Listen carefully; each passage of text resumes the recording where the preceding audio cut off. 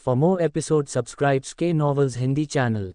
मेनू दिखाओ। उपन्यास ऑनलाइन पूरा पढ़ें। उपन्यास बिन उपन्यास जब से मैंने अपना क्षेत्र दान करना शुरू किया, मैं युगों युगों में महान सम्राट बन गया। अध्याय 186.1। गुणप्रिय पाठकों, अधिक अध्यायों के अनुवाद में हमारी टीम की सहायता के लिए यहाँ दान करें। URL। जब से मैंने अपना क्षेत्र दान करना शुरू किया, मैं युगों युगों में महान सम्राट बन गया। C 186.1। पब फ्यूचर द्वारा विज्ञापन। अध्याय 186.1। आप सभी यहाँ न केवल जन्मजात विशेषज्ञ हैं, बल्कि आप भिखारी संप्रदाय के बुजुर्ग भी हैं। आपकी ताकत और योग्यता दोनों ही असाधारण हैं। मुझे बुद्धिमान व्यक्तियों की सख्त जरूरत है और स्वाभाविक रूप से आशा है कि आप मेरी सेवा करेंगे। लिन बेईफान ने मुस्कुराते हुए कहा, जब तक आप मेरी कमान में शामिल होने के लिए तैयार हैं, ये सब आपका होगा। उसी समय दरवाज़ा एक बार फिर खुला और कई लोग एक के बाद एक बड़े संदूक लेकर अंदर आए। उन्होंने पहले से खाली निजी कमरे को खचाखच भर दिया। फिर लिन बेईफान के संकेत पर बक्से एक साथ खुल गए। तुरंत ही एक चमकदार सुनहरी रोशनी ने पूरे कमरे को रोशन कर दिया। वहां उपस्थित भिखारी संप्रदाय के बुजुर्ग लोग चमक से लगभग अंधे हो गए। सोना, ये सब वास्तव में सोना है। इतना सारा सोना, ये पहली बार है जब मैंने इतना सारा सोना देखा है। उनमें से कुछ की आवाज़ें कांप रही थीं। वे सभी भिखारी संप्रदाय के उच्च पदस्थ बुजुर्ग थे, जो सत्ता और धन के आदी थे और बड़ी रकम से अनजान नहीं थे। लेकिन उन्होंने कभी अपनी आंखों के सामने इतना सारा सोना इकट्ठा होते नहीं देखा था। ये बहुत प्रभावशाली था। तभी सभी खिड़कियां खुल गईं। लिन बेईफान खिड़की के पास चले गए, कुछ दूर पर इमारतों के एक समूह की ओर इशारा करते हुए कहा, कृपया देखें।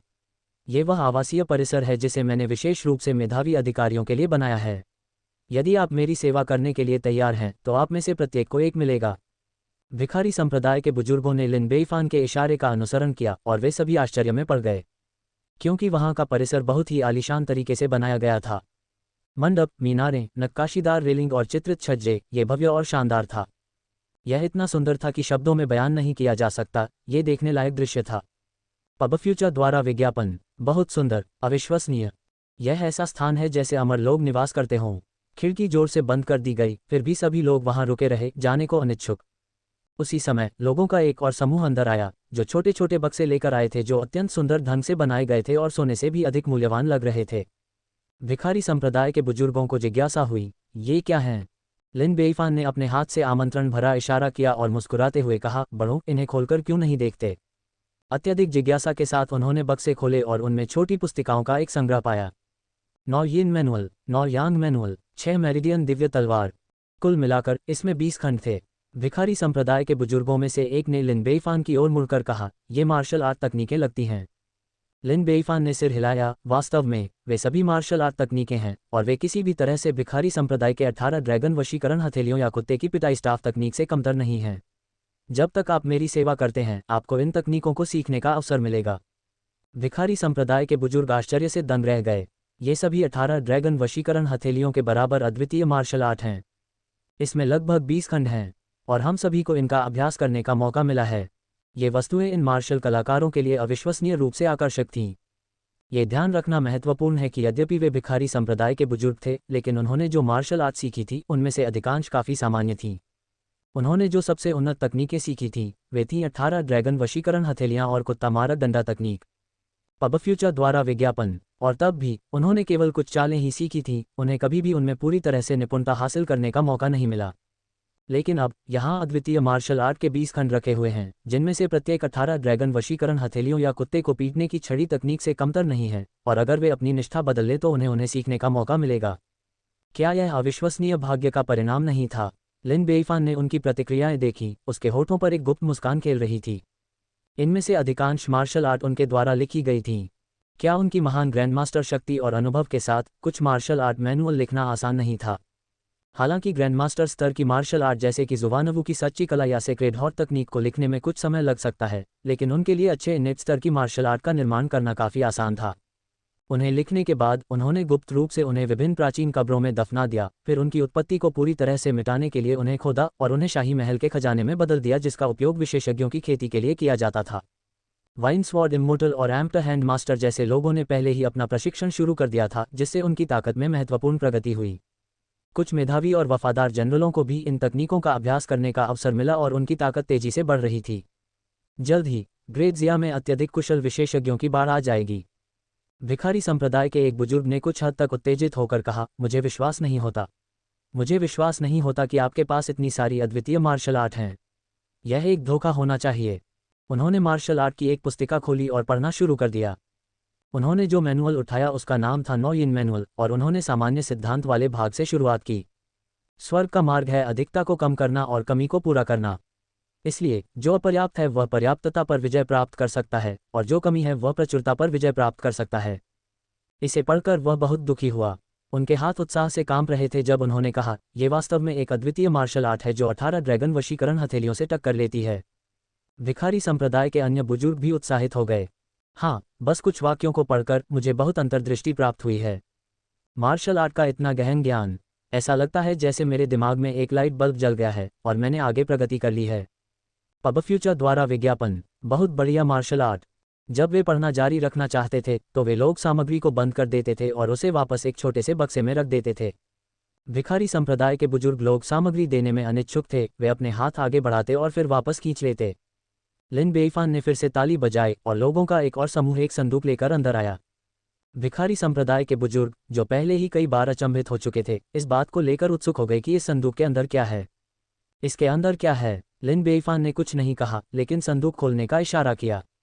तभी भिखारी संप्रदाय के बुजुर्गों ने एक के बाद एक दिव्य हथियार देखे। तलवारें, कृपाण, भाले और कुछ अजीब आकार के हथियार, सभी एक ठंडी रोशनी से चमक रहे थे जो विशेष रूप से आंखों को चौंधिया देने वाली थी। ये सभी दिव्य हथियार मास्टर ओएजी द्वारा गढ़े गए हैं। मुझे मास्टर ओएजी के कौशल स्तर के बारे में विस्तार से बताने की कोई ज़रूरत नहीं है, आप सभी को ये समझना चाहिए। हमारे महान ज़ियास ज़ुवानज़ियाओ दिव्य तलवार को उनके ही हाथों से तैयार किया गया था। इस संदूक में मौजूद हथियार, हालांकि ज़ुवानक्सियाओ दिव्य तलवार से तुलनीय नहीं हैं, लेकिन वे भी दुर्लभ दिव्य हथियार हैं। अविनाशी, लोहे को मिट्टी की तरह काटना उनकी सबसे बुनियादी क्षमता है, और ऐसी अन्य क्षमताएं भी हैं जिन्हें आपको खुद ही खोजना होगा। जब तक आप आएंगे, आपको इन दिव्य हथियारों को प्राप्त करने का मौका मिलेगा। भिखारी संप्रदाय के बुजुर्ग बहुत हैरान हुए। ऐसे दिव्य अस्त्र जो नदियों और झीलों में खोजे जाते थे लेकिन शायद ही कभी मिलते थे, यहाँ प्रचुर मात्रा में थे।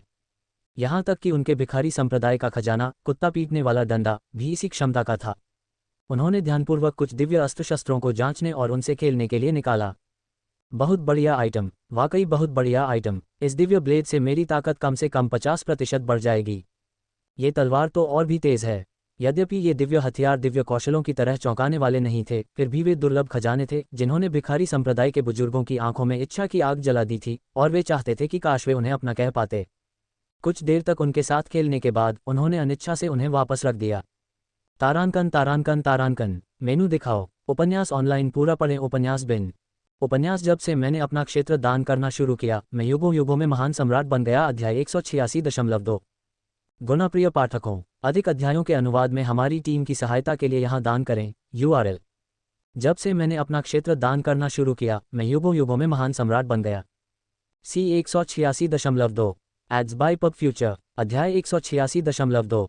लिन बेईफान ने फिर से ताली बजाई और कोई और व्यक्ति एक बक्सा लेकर अंदर आया। इसके अंदर क्या है? बेशक, ये भी कुछ अच्छा है। लिन बेईफान ने डिब्बा खोला, एक बोतल निकाली और मुस्कुराते हुए कहा, ड्रैगन टाइगर पिल, एक दिव्य अमृत जो अमूल्य है और बाजार में उपलब्ध नहीं है। इसे लेने के बाद न केवल आप चोटों से जल्दी ठीक हो सकते हैं, बल्कि यह आपकी ताकत भी बढ़ाता है। एक गोली आपकी ताकत को 100 जिन तक बढ़ा सकती है, और एक व्यक्ति 10 गोलियां तक ले सकता है, जो 1000 जिन तक ताकत बढ़ा सकती है। भिखारी संप्रदाय के बुजुर्ग आश्चर्यचकित होकर बोले, क्या गोली है? लिन बेईफान ने एक और बोतल उठाई। निर्वाण गोली। यह आमतौर पर बहुत उपयोगी नहीं है, लेकिन जब आप गंभीर रूप से घायल हो जाते हैं और मौत के कगार पर होते हैं, तो यह गोली आपकी जीवन शक्ति और ताकत को तुरंत भर देगी, जिससे आप अपनी चोटों से उबर सकेंगे और आपको एक अतिरिक्त जीवन मिलेगा। भिखारी संप्रदाय के बुजुर्ग पुनः आश्चर्यचकित हुए। दिव्य अमृत। लिन बेईफान ने तीसरी बोतल ली। माइनर रिजुवेनेशन पिल, यह ज्यादा आम है। इसे लेने के बाद आप अपनी साधना को 10 साल तक बढ़ा सकते हैं। एक व्यक्ति 3 गोलियां तक ले सकता है, प्रत्येक गोली के साथ प्रभाव आधा हो जाता है, और यह केवल उन मार्शल कलाकारों के लिए है जिन्होंने अर्जित साधनों के माध्यम से अपनी शक्ति हासिल की है। भिखारी संप्रदाय के बुजुर्ग एक बार फिर चौंके। क्या ये सामान्य बात है? लिन बेईफान द्वारा इन गोलियों को पेश करने के बाद भिखारी संप्रदाय के बुजुर्ग पूरी तरह से सुन्न हो गए। ये दिव्य अमृत, जो बाहरी दुनिया में अमूल्य और अनुपलब्ध थे, ग्रेट ज़िया में प्रचुर मात्रा में थे। इनका उत्पादन बैचों में किया जा रहा था। क्या तुम लोगों ने उन महान औषधीय परिवारों और संप्रदायों को लूटा? अभी के लिए इतना ही। लिन बेईफान ने अमृत को एक डिब्बे में रखा, ताली बजाए और मुस्कुराया, जब तक तुम मेरी सेवा करने के लिए तैयार हो तब तक न केवल तुम्हें अनंत वैभव और धन व शक्ति मिलेगी जिसका तुमने सपना देखा है, बल्कि इन दिव्य तकनीकों, दिव्य हथियारों और दिव्य गोलियों को प्राप्त करने का अवसर भी मिलेगा। क्या ये भिखारी संप्रदाय में एक बुजुर्ग होने से कहीं अधिक आनंददायक नहीं है? भिखारी संप्रदाय के बुजुर्ग चुप रहे। मूल रूप से वे लिन बेईफान की भर्ती के खिलाफ मजबूती से खड़े हो सकते थे, लेकिन अब यह अलग था क्योंकि ग्रेट जिया ने बहुत अधिक पेशकश की थी। वहां न केवल सोना और महल थे, बल्कि दिव्य तकनीकें, पौराणिक हथियार और दिव्य अमृत भी थे जिनकी नदियों और झीलों के लोग लालसा करते थे। ये वे चीजें थीं जो उन्हें भिखारी संप्रदाय में कभी नहीं मिल सकती थीं। एड्स बाय पब फ्यूचर, आपके उदार प्रस्ताव के लिए धन्यवाद महामहिम। भिखारी संप्रदाय के एक बड़े बुजुर्ग ने कांपती हुई आवाज में सिर झुकाया। जैसा कि कहावत है, एक वफादार अधिकारी दो स्वामियों की सेवा नहीं करता है। हम सभी भिखारी संप्रदाय के बुजुर्ग हैं, इसकी कृपा से धन्य हैं, और हम आपके लिए काम करने के लिए भिखारी संप्रदाय को बिल्कुल नहीं छोड़ेंगे। हाँ, हम भिखारी संप्रदाय के बुजुर्ग हैं और हम कभी विश्वासघात का कार्य नहीं करेंगे। कृपया ये सामान वापस ले लो, हमें ये नहीं चाहिए। सब लोग, आप गलत हैं, लिन बेईफान ने हंसते हुए कहा। जैसा कि कहावत है, एक अच्छा पक्षी उस पेड़ को चुनता है जिस पर वह बैठता है। अब आप योग्य और सम्मानित व्यक्ति हैं। क्या आप वास्तव में भिखारी संप्रदाय में भिखारियों के नेता के रूप में अपना जीवन बिताने से संतुष्ट हैं? क्या यह उचित है कि आप जीवन भर कष्ट सहते रहें, हमेशा प्रतिकूल मौसम के संपर्क में रहें, कभी अच्छा खाना न खा पाएं या कभी गर्म नींद न ले पाएं? अब जब आपके पास स्पष्ट रूप से बेहतर विकल्प मौजूद है, तो फिर यह कदम क्यों न उठाया जाए? लिन बेईफान की बातें सुनकर भिखारी संप्रदाय के बुजुर्ग एक बार फिर हिल गए। वास्तव में वे योग्य और सम्मानित व्यक्ति थे, फिर वे भिखारी संप्रदाय में भिखारियों के नेता के रूप में अपना जीवन क्यों व्यतीत करें? क्या यह उचित था कि वे जीवन भर कष्ट सहते रहें, हमेशा मौसम की मार झेलते रहें, कभी अच्छा खाना न खा पाएं या कभी गर्म नींद न ले पाएं? अन्य इंनेट विशेषज्ञों की तरह वे भी अच्छी तरह से रह सकते थे, तो क्यों नहीं? वे भी स्पष्टतः एक अच्छा जीवन जी सकते हैं। लिन बेईफान ने आगे कहा, वास्तव में आपको भिखारी संप्रदाय की कृपा प्राप्त हुई है और संप्रदाय की सेवा करना उचित है, ये सराहनीय है। लेकिन दूसरी ओर, यदि भिखारी संप्रदाय को आपके प्रयास नहीं मिले होते तो यह विकसित भी नहीं हो सकता था। ये सिर्फ आपसी लाभ है, वफादारी के बारे में नहीं। भिखारी संप्रदाय के बुजुर्गों का दिल फिर से बहक गया। महान जिया सम्राट सही थे। यद्यपि हमें भिखारी संप्रदाय की कृपा प्राप्त हुई, हमने भिखारी संप्रदाय की भी बहुत मदद की, अपने जीवन का अधिकांश समय समर्पित कर दिया। हमने अपना कर्ज लगभग चुका दिया है, तो फिर हम अपनी खुशी की तलाश क्यों नहीं कर सकते? ठीक है, भले ही आप भिखारी संप्रदाय में रहना चाहते हों और कष्ट सहना चाहते हों, लेकिन क्या आप सचमुच अपने परिवार को भी भिखारी के रूप में अपने साथ कष्ट सहते देखना चाहते हैं? क्या आप इतनी मेहनत सिर्फ इसलिए करते हैं ताकि आपके वंशज भिखारी बन सकें? क्या उन्हें अपना जीवन सिर उठाने में असमर्थ, हीन मानकर जीने दिया जाए? एड्स बाय पब फ्यूचर, ये शब्द अत्यंत हृदय विदारक थे। बेशक आप ऐसा नहीं चाहेंगे। केवल वे ही जानते हैं जो भिखारी रहे हैं कि यह कितना कठिन है। दूसरों का बचा हुआ खाना खाना, कभी कभी 3 दिन में 9 बार भूखे रहना। TLN, 3 दिन में सभी भोजन छोड़ देना। साल भर एक ही कपड़े पहनना, नहाने की हिम्मत न होना। कुपोषण के कारण शरीर बहुत कमजोर हो जाता है, नहाने से सर्दी लगना घातक हो सकता है। ठंड के मौसम में बिना घर के आप केवल अन्य भिखारियों के साथ मिलकर सो सकते हैं और सर्दियों में एक दूसरे को गर्म रख सकते हैं। बिना महिला के संतान की तो बात ही छोड़िए, कोई भी व्यक्ति कभी भी सड़कों पर भूख से मर सकता है। यदि कोई व्यक्ति कुछ अधिकारों और स्थिति के साथ बुजुर्ग बन भी जाता है, तो भी आम लोगों की नज़र में वह अभी भी भिखारी ही होता है। उसे अभी भी नीची नज़र से देखा जाता है, वह अपना सिर ऊंचा रखने में असमर्थ होता है। भिखारी होना सचमुच बहुत कठिन है, इसलिए अगर मौका मिला तो वे अपने वंशजों को कभी भिखारी नहीं बनने देंगे। यद्यपि वे ऐसा सोचते हैं, परंतु ये शब्द जोर से नहीं बोले जा सकते। यदि भिखारी संप्रदाय के बुजुर्ग ही अपनी स्थिति को स्वीकार नहीं करेंगे तो वे दुनिया भर के भिखारियों का समर्थन पाने की बात तो भूल ही जाएंगे। महाराज, आप चाहे कुछ भी कहें, हम भिखारी संप्रदाय के साथ कतई विश्वासघात नहीं करेंगे। हाँ, हम भिखारी संप्रदाय को कतई धोखा नहीं देंगे। आप उस विचार को भूल सकते हैं। हर कोई इस दुनिया में कुछ भी निरपेक्ष नहीं है, इसलिए इतना निश्चित मत बनो। तुम्हें पता होना चाहिए कि मानव स्वभाव जटिल है, चंचल है और प्रलोभन का सामना नहीं कर सकता है। जो जोर से कहा जाता है और जो दिल में सोचा जाता है, वह एक जैसा नहीं हो सकता है। लिन बेईफान ने अपरिवर्तित मुस्कान के साथ कहा। लिन बेईफान की निगाहों के सामने भिखारी संप्रदाय के बुजुर्गों को कुछ हद तक दोषी महसूस हुआ, उनकी अभिव्यक्तियां अप्राकृतिक लग रही थीं। इस समय लिन बेईफान ने ताली बजाई। मेरे पास आपके लिए एक और उपहार है। एक बार फिर दरवाज़ा खुला और कोई व्यक्ति एक चौकोर बक्सा लेकर अंदर आया। बक्से से खून की तेज गंध आ रही थी, जिससे लोगों की नाक अनायास ही सिकुड़ गई। एड्स बाय पब फ्यूचर, महाराज, यह क्या है? लिन बेईफान ने थोड़ा मुस्कुराकर कहा, आप इसे खोलकर खुद क्यों नहीं देखते? आगे खड़े भिखारी संप्रदाय के एक बुजुर्ग ने हिम्मत जुटाकर आगे बढ़कर बक्सा खोला।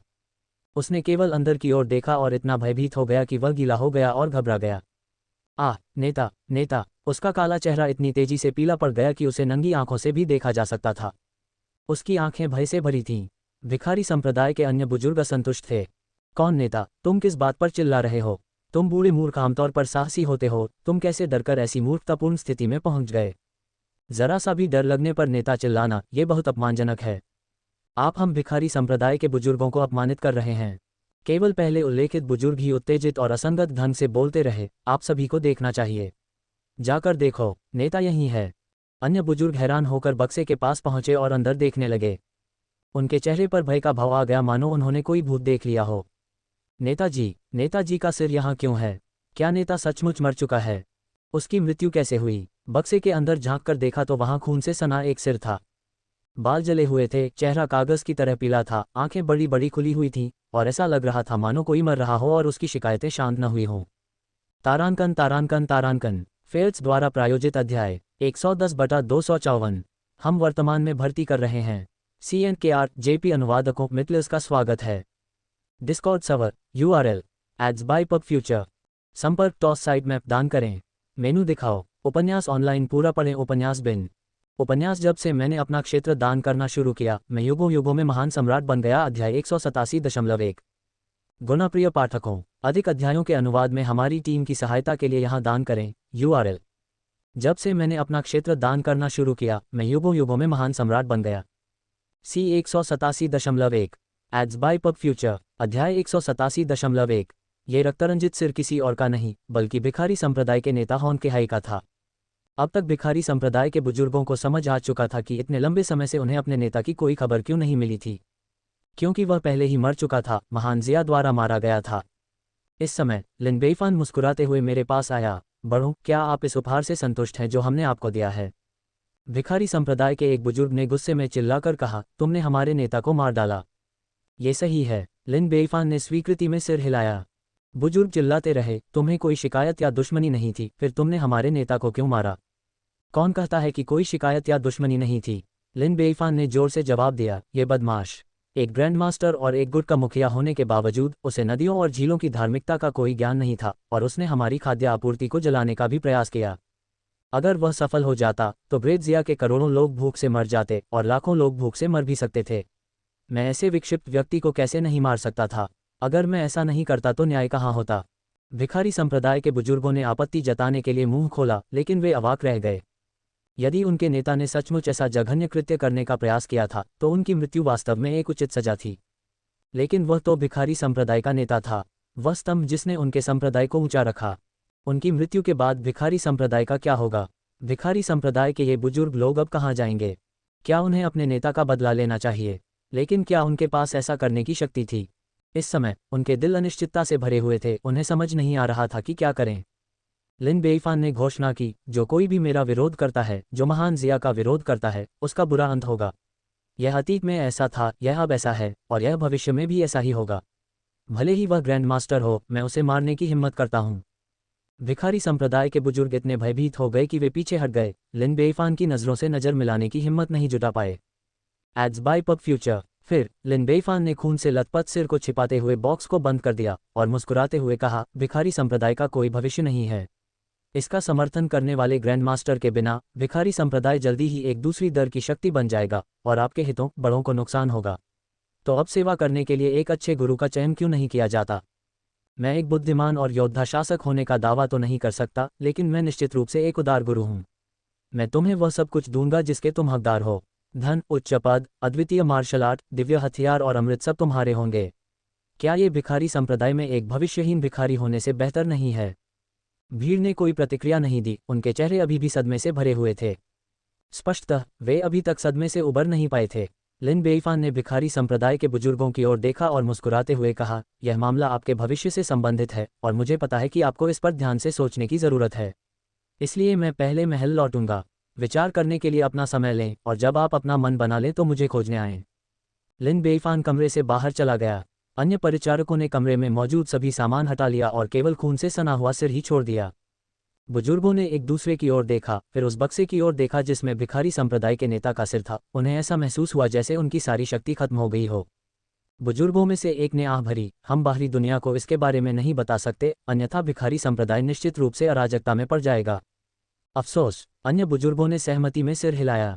वे सिर को वापस ले जाकर गुप्त रूप से दफनाने की तैयारी करने लगे। इन मामलों से निपटने के बाद रात काफ़ी हो चुकी थी और बुजुर्ग लोग आराम करने के लिए अपने कमरों में लौट गए। लेकिन यह उतना आराम नहीं था जितना कि शांत होने और भविष्य की दिशा पर विचार करने के लिए एक निजी स्थान की आवश्यकता थी। इन बुजुर्गों में एक का नाम जुओ दाओ था। इस वर्ष उनकी आयु 80 वर्ष हो चुकी थी और वे 60 वर्षों से भिखारी संप्रदाय से जुड़े हुए थे। वह भिखारी संप्रदाय के प्रति पूरी तरह से वफादार रहे थे और जीवन भर बिना किसी शिकायत के मेहनत से काम करते रहे थे। यदि कोई अप्रत्याशित घटना न घटित हुई होती तो संभवतः उन्होंने अपने शेष वर्ष भिखारी संप्रदाय में ही बिताए होते। लेकिन एक दुर्घटना घटी। भिखारी संप्रदाय के उनके नेता की महान जिया के हाथों मृत्यु हो गई। नेता के साथ और बिना नेता के भिखारी संप्रदाय पूरी तरह से अलग अलग संस्थाएं थीं। एक नेता के साथ भिखारी संप्रदाय नदियों और झीलों में एक शीर्ष शक्ति थी। जहां भी वे जाते थे उन्हें सम्मान मिलता था। अन्य शक्तियां उनके प्रति सम्मान दिखाती थीं और उनके आदेशों का दूर दूर तक पालन किया जाता था। लेकिन नेता के बिना भिखारी संप्रदाय जल्द ही दूसरे दर्जे की शक्ति में बदल जाएगा। अपनी संख्या के बावजूद वे एक अव्यवस्थित भीड़ से ज्यादा कुछ नहीं होंगे जो शीर्ष शक्तियों की नज़र में भी नहीं आ सकेंगे। यहां तक कि प्रथम श्रेणी की शक्तियां भी उन्हें गंभीरता से नहीं लेंगी। इसके अलावा जब उनका नेता जीवित था तो उसने कई व्यक्तियों और गुटों को नाराज कर दिया था। Ads bye pub future. अब जब दीवार गिर गई है तो हर कोई उसे गिराने की कोशिश करेगा। वे निश्चित रूप से चुपचाप बैठकर भिखारी संप्रदाय को एक और ग्रैंड मास्टर बनाते हुए नहीं देखेंगे। वे निश्चित रूप से उन्हें छाया से दबा देंगे। इसलिए भिखारी संप्रदाय के लिए फिर से उठना बेहद मुश्किल था। इसलिए उसे अपना भविष्य सुरक्षित करना था। ग्रेट जिया शायद जाने के लिए एक अच्छी जगह हो सकती है। एल्डर जोऊ ने आज लिन बेइफान द्वारा दिखाई गई हर बात के बारे में सोचा और उसकी आंखें एक बार फिर गर्म हो गईं। सोने से भरा एक कमरा, परिलोक जैसे मंडप और मीनारें, 18 ड्रैगन वशीकरण हथेलियों से कमतर नहीं, मार्शल आर्ट, दिव्य हथियार और दिव्य अमृत जिनके बारे में नदियों और झीलों में रहने वाले लोग केवल सपने ही देख सकते हैं। इन सब बातों ने उसे बहुत आकर्षित किया। ऐसा लग रहा था कि भिखारी संप्रदाय में रहने की तुलना में इसमें वास्तव में कई अधिक संभावनाएं थीं। विशेषकर ये देखते हुए कि अब वह युवा नहीं रहे और उन्हें अपने वंशजों के बारे में सोचना चाहिए था। उन्होंने जीवन भर कड़ी मेहनत की थी, जीवन भर मेहनत की थी। वह अपने वंशजों को अपने साथ कष्ट नहीं सहने दे सकते थे। क्या ऐसा हो सकता था? जीवन भर भिखारी रहने के कारण वह अपने वंशजों को उसी तरह रहने नहीं दे सकता था। क्या वह ऐसा कर सकता था? कौन ईमानदार और सम्माननीय व्यक्ति नहीं बनना चाहेगा? कौन शादी नहीं करना चाहेगा, बच्चे नहीं पैदा करना चाहेगा और उसका घर वंशजों से भरा नहीं होगा? कौन महान उपलब्धियां हासिल करना और अपने पूर्वजों को गौरवान्वित करना नहीं चाहेगा? जैसे जैसे वह विचार करता गया उसका हृदय धीरे धीरे ग्रेट जिया के पक्ष में झुकने लगा। तभी उसने शोर सुना और उसका चेहरा बदल गया। कौन है वहां? वह दौड़कर दरवाजे की ओर गया लेकिन कोई नहीं मिला। हालांकि उन्हें जमीन पर एक पत्र मिला। उसने लिफाफा उठाया, उसे खोला और उसके चेहरे पर खुशी झलक उठी। अगले दिन भिखारी संप्रदाय के बुजुर्ग अपने नेता की मृत्यु के बाद की स्थिति और भिखारी संप्रदाय के भविष्य के विकास पर चर्चा करने के लिए फिर से एकत्र हुए। जहां तक बदला लेने की बात है तो उन्होंने इसका जिक्र करने की भी हिम्मत नहीं की। 2 दिन बीत गए और आधी रात को एल्डर जोऊ ने पत्र लिया और चुपचाप अपने घर से चले गए। Ads bye pub future. कई चक्कर लगाने के बाद वह एक रहस्यमयी हवेली के सामने पहुंचा और दरवाजा खटखटाया। दरवाज़ा जल्दी से खुला और जिस व्यक्ति ने इसे खोला उसने एल्डर जोऊ का चेहरा देखा और गर्मजोशी से मुस्कुराया। क्या ये भिखारी संप्रदाय से एल्डर जोऊ है? महामहिम, लंबे समय से आपका इंतजार कर रहे हैं। ठीक है, आगे बढ़ो, एल्डर जोऊ ने विनम्रता से उत्तर दिया। 2 गलियारों से गुजरने के बाद वे एक चमकदार रोशनी वाले कमरे में पहुंचे। कमरे में प्रवेश करते ही एल्डर जोऊ की पुतलियां तेजी से सिकुड़ने लगीं। वहां उन्होंने न केवल लिन बेइफान को देखा बल्कि भिखारी संप्रदाय के अन्य 7 बुजुर्गों को भी देखा। इसका मतलब यह है कि भिखारी संप्रदाय के सभी 8 बुजुर्ग इस अवसर पर आए हैं। सभी उपस्थित थे और सभी की उपस्थिति सुनिश्चित थी, एक भी अनुपस्थित नहीं था। हालांकि एल्डर जोऊ को देखते ही उनके हाव भाव कुछ अस्वाभाविक हो गए और उन्होंने अपनी नज़रें फेर लीं। केवल लिन बेइफान ने मुस्कुराते हुए उनका अभिवादन किया। एल्डर जोऊ, आप आ गए हैं। ये सीट आपके लिए है, कृपया बैठिए। धन्यवाद महाराज। एल्डर जोऊ ने सिर झुकाया और फिर अपनी सीट पर बैठ गए। लिन बेइफान ने सभी की ओर देखा और एक संतुष्ट मुस्कान प्रकट की। अब जब सभी यहाँ हैं तो मैं बहुत खुश हूँ। आप सभी बुजुर्ग बुद्धिमान हैं और मुझे इससे सुकून मिलता है। आप सभी ने यहाँ आने का फैसला किया है और ज़्यादा कुछ कहे बिना ये स्पष्ट है कि आप सभी ग्रेट जिया में क्षमता देखते हैं और मेरी सेवा करने के लिए तैयार हैं। आप मुझ पर भरोसा करते हैं और मैं आपको निराश नहीं करूँगा। लिन बेईफान ने ताली बजाई और तुरंत ही लोग एक के बाद एक बक्सा लाने लगे। उन्हें खोलने पर वे या तो सोने की सिल्लियां या सोने की छड़ों से भरे हुए थे, जिससे भिखारी संप्रदाय के बुजुर्ग एक बार फिर चकित हो गए। यह आप सभी के लिए एक स्वागत योग्य उपहार है, प्रत्येक व्यक्ति के लिए 10,000 टेल सोना। भिखारी संप्रदाय के बुजुर्ग चिंतित हो गए। महाराज, ये तो बहुत ज्यादा है। हम सेवा प्रदान किए बिना पुरस्कार स्वीकार नहीं कर सकते। लिन बेईफान ने बेपरवाही से अपना हाथ हिलाया। ठीक है, अगर मैं तुम्हें ये दे रहा हूँ तो ले लो। आखिरकार तुम यहाँ रहने के लिए आ रहे हो, इसलिए तुम्हें यहाँ बसने के लिए कुछ पैसे की जरूरत होगी। बड़े बुजुर्गों ने मन ही मन कहा, हे भगवान, बसने के लिए 10,000 टेल सोना। बसने की बात भूल जाए, ये कई घर खरीदने के लिए पर्याप्त है। तारांकन तारांकन तारांकन फेयर्स द्वारा प्रायोजित अध्याय 111/254 हम वर्तमान में भर्ती कर रहे हैं। CNKR JP अनुवादकों मित्लर्स का स्वागत है। Discord server URL ads bye pub future. संपर्क टॉस साइट मैप दान करें। मेनू दिखाओ। उपन्यास ऑनलाइन पूरा पढ़ें। उपन्यास बिन। उपन्यास जब से मैंने अपना क्षेत्र दान करना शुरू किया, मैं युगों युगों में महान सम्राट बन गया। अध्याय 187.2 गुना प्रिय पाठकों, अधिक अध्यायों के अनुवाद में हमारी टीम की सहायता के लिए यहाँ दान करें। URL जब से मैंने अपना क्षेत्र दान करना शुरू किया, मैं युगों युगों में महान सम्राट बन गया। C 187.2 ads bye pub future. अध्याय 187.2 और भी बहुत कुछ है। लिन बेईफान ने फिर से ताली बजाई। लोगों का एक और समूह अंदर आया। इस बार उनके हाथों में कुछ ऐसा था जो प्रतीत होता था कि वे कोई पुस्तक पकड़े हुए थे। महाराज, ये क्या हैं? किसी ने उत्सुकता से पूछा। लिन बेईफान ने मुस्कुराते हुए कहा, ये वादा किए गए आवासों के मनोरम दृश्य हैं। संपत्तियां इतनी बड़ी और असंख्य हैं कि मैंने उन्हें आपके लिए व्यक्तिगत रूप से चुनने के लिए तैयार किया है। आप जो भी चुनेंगे वह आपका होगा। बड़े बूढ़े फिर आश्चर्य से बोले, हे भगवान, पैसा पर्याप्त नहीं था, वह मकान भी दे रहा है। उन्होंने पुस्तकें खोली और पाया कि प्रत्येक आवास अत्यंत सुंदर था तथा देखने में आंखों के लिए एक दावत था। एक क्षण के लिए तो उनके सामने विकल्प ही नहीं रहे कि वे किसे चुने। लिन बेईफान ने बड़े गर्व से इशारा किया, अभी इन्हें अपने साथ ले जाओ और जब तुम अपना चुनाव कर लो तो मुझे बताना। धन्यवाद महाराज, सभी बुजुर्ग बहुत खुश होकर एक स्वर में बोले। लिन बेईफान ने एक बार फिर ताली बजाई और एक अन्य व्यक्ति एक बक्सा पकड़े हुए अंदर आया। लिन बेईफान ने मुस्कुराते हुए कहा, इस बॉक्स के अंदर पिछले दिन के दिव्य कौशल मैनुअल हैं। हालांकि प्रत्येक का केवल एक छोटा सा हिस्सा ही लिखा गया है। आप अभ्यास करने के लिए एक चुन सकते हैं और यह भी मेरी ओर से एक स्वागत योग्य उपहार है। बुजुर्ग लोग आश्चर्य से हौंफने लगे। दिव्य कौशल इतनी जल्दी पुरस्कृत? मैंने सोचा था कि हमें इनका अभ्यास करने से पहले इन्हें पुण्य कर्मों के माध्यम से अर्जित करना होगा। क्या महाराज हमारे प्रति अत्यधिक उदार नहीं हैं? लिन बेईफान ने दिव्य कौशल पुस्तिका को सबके सामने रखा। कृपया बढ़ो, आगे बढ़ो। बुजुर्ग तुरंत उत्साहित हो गए। पब फ्यूचर द्वारा विज्ञापन। सोना और मकान जैसी सांसारिक संपत्तियों के सामने भी वे कुछ संयम दिखा सकते थे, लेकिन जब उन्हें दिव्य तकनीकों के गुप्त मैनुअल का सामना करना पड़ा तो वे अपनी खुशी को रोक नहीं सके। हाँ, इसमें मेरा पसंदीदा 9 यांग मैनुअल है। मुझे 6 मेरिडियन दिव्य तलवार पसंद है। मैं अपनी उंगलियों से भयानक तलवार QE शूट कर सकता हूँ। ब्रह्मांड का महान परिवर्तन बहुत बढ़िया है। दुश्मन चाहे जो भी चाल चले, वे सब उन पर ही वापस लौटेंगे। लाइट बॉडी तकनीक, मुझे यह मूवमेंट कौशल बहुत पसंद है। लिन बेईफान सलाहकार की भूमिका में खड़े रहे। ये 9 यांग मैनुअल अच्छा है। एक बार सीख लेने के बाद आपकी सच्ची QE मजबूत और अंतहीन होगी। आप कभी भी लड़ने से नहीं थकेंगे। इसके अलावा इसमें विश्रण प्रभाव भी है जो अधिकांश जहरों को बेअसर कर देता है। 6 मेरिडियन दिव्य तलवार भी बेहतरीन है। ये तलवार QE 100 झांक तक पहुंच सकती है, जो ग्रैंड मास्टर की पहुंच के बराबर है। एक बार महारत हासिल करने के बाद आपके पास दूर से दुश्मनों को मारने की क्षमता होगी, जो काफ़ी असाधारण है। ब्रह्मांड का महान बदलाव भी बहुत बढ़िया है।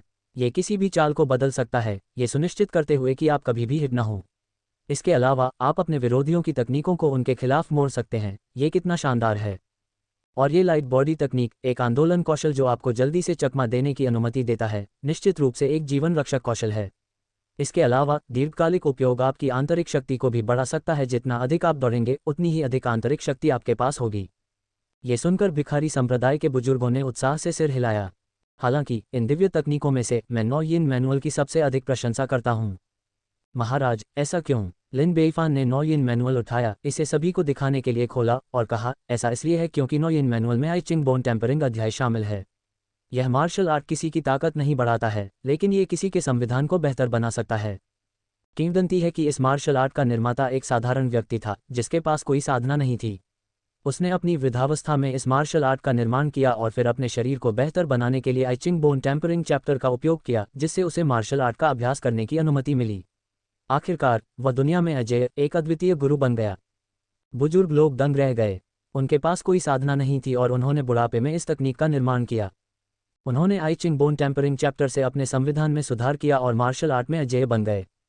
पब फ्यूचर द्वारा विज्ञापन। क्या ये वाकई इतना अद्भुत है?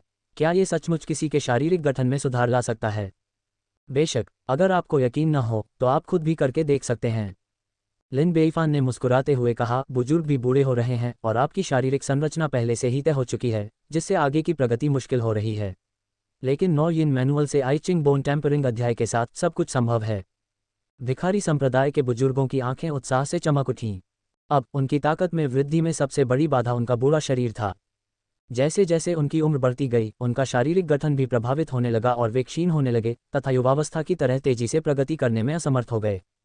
लेकिन आई चिंग बोन टेम्परिंग अध्याय के साथ ये सब अब महज एक सपना नहीं रह गया था। अन्य दिव्य तकनीकों को सीखने के लिए अन्य अवसर भी होंगे, लेकिन आई चिंग बोन टेम्परिंग अध्याय ऐसा कुछ था जिसे वे चूकना नहीं चाहते थे। अच्छा, मुझे यह आई चिंग बोन टेम्परिंग चैप्टर चाहिए। मुझे भी ये पुस्तक चाहिए। लिन बेइफान ने हंसते हुए कहा, मैं आपके लिए इसकी प्रतिलिपि बना दूंगी, कृपया एक क्षण प्रतीक्षा करें। धन्यवाद महाराज। सभी लोग बहुत खुश थे।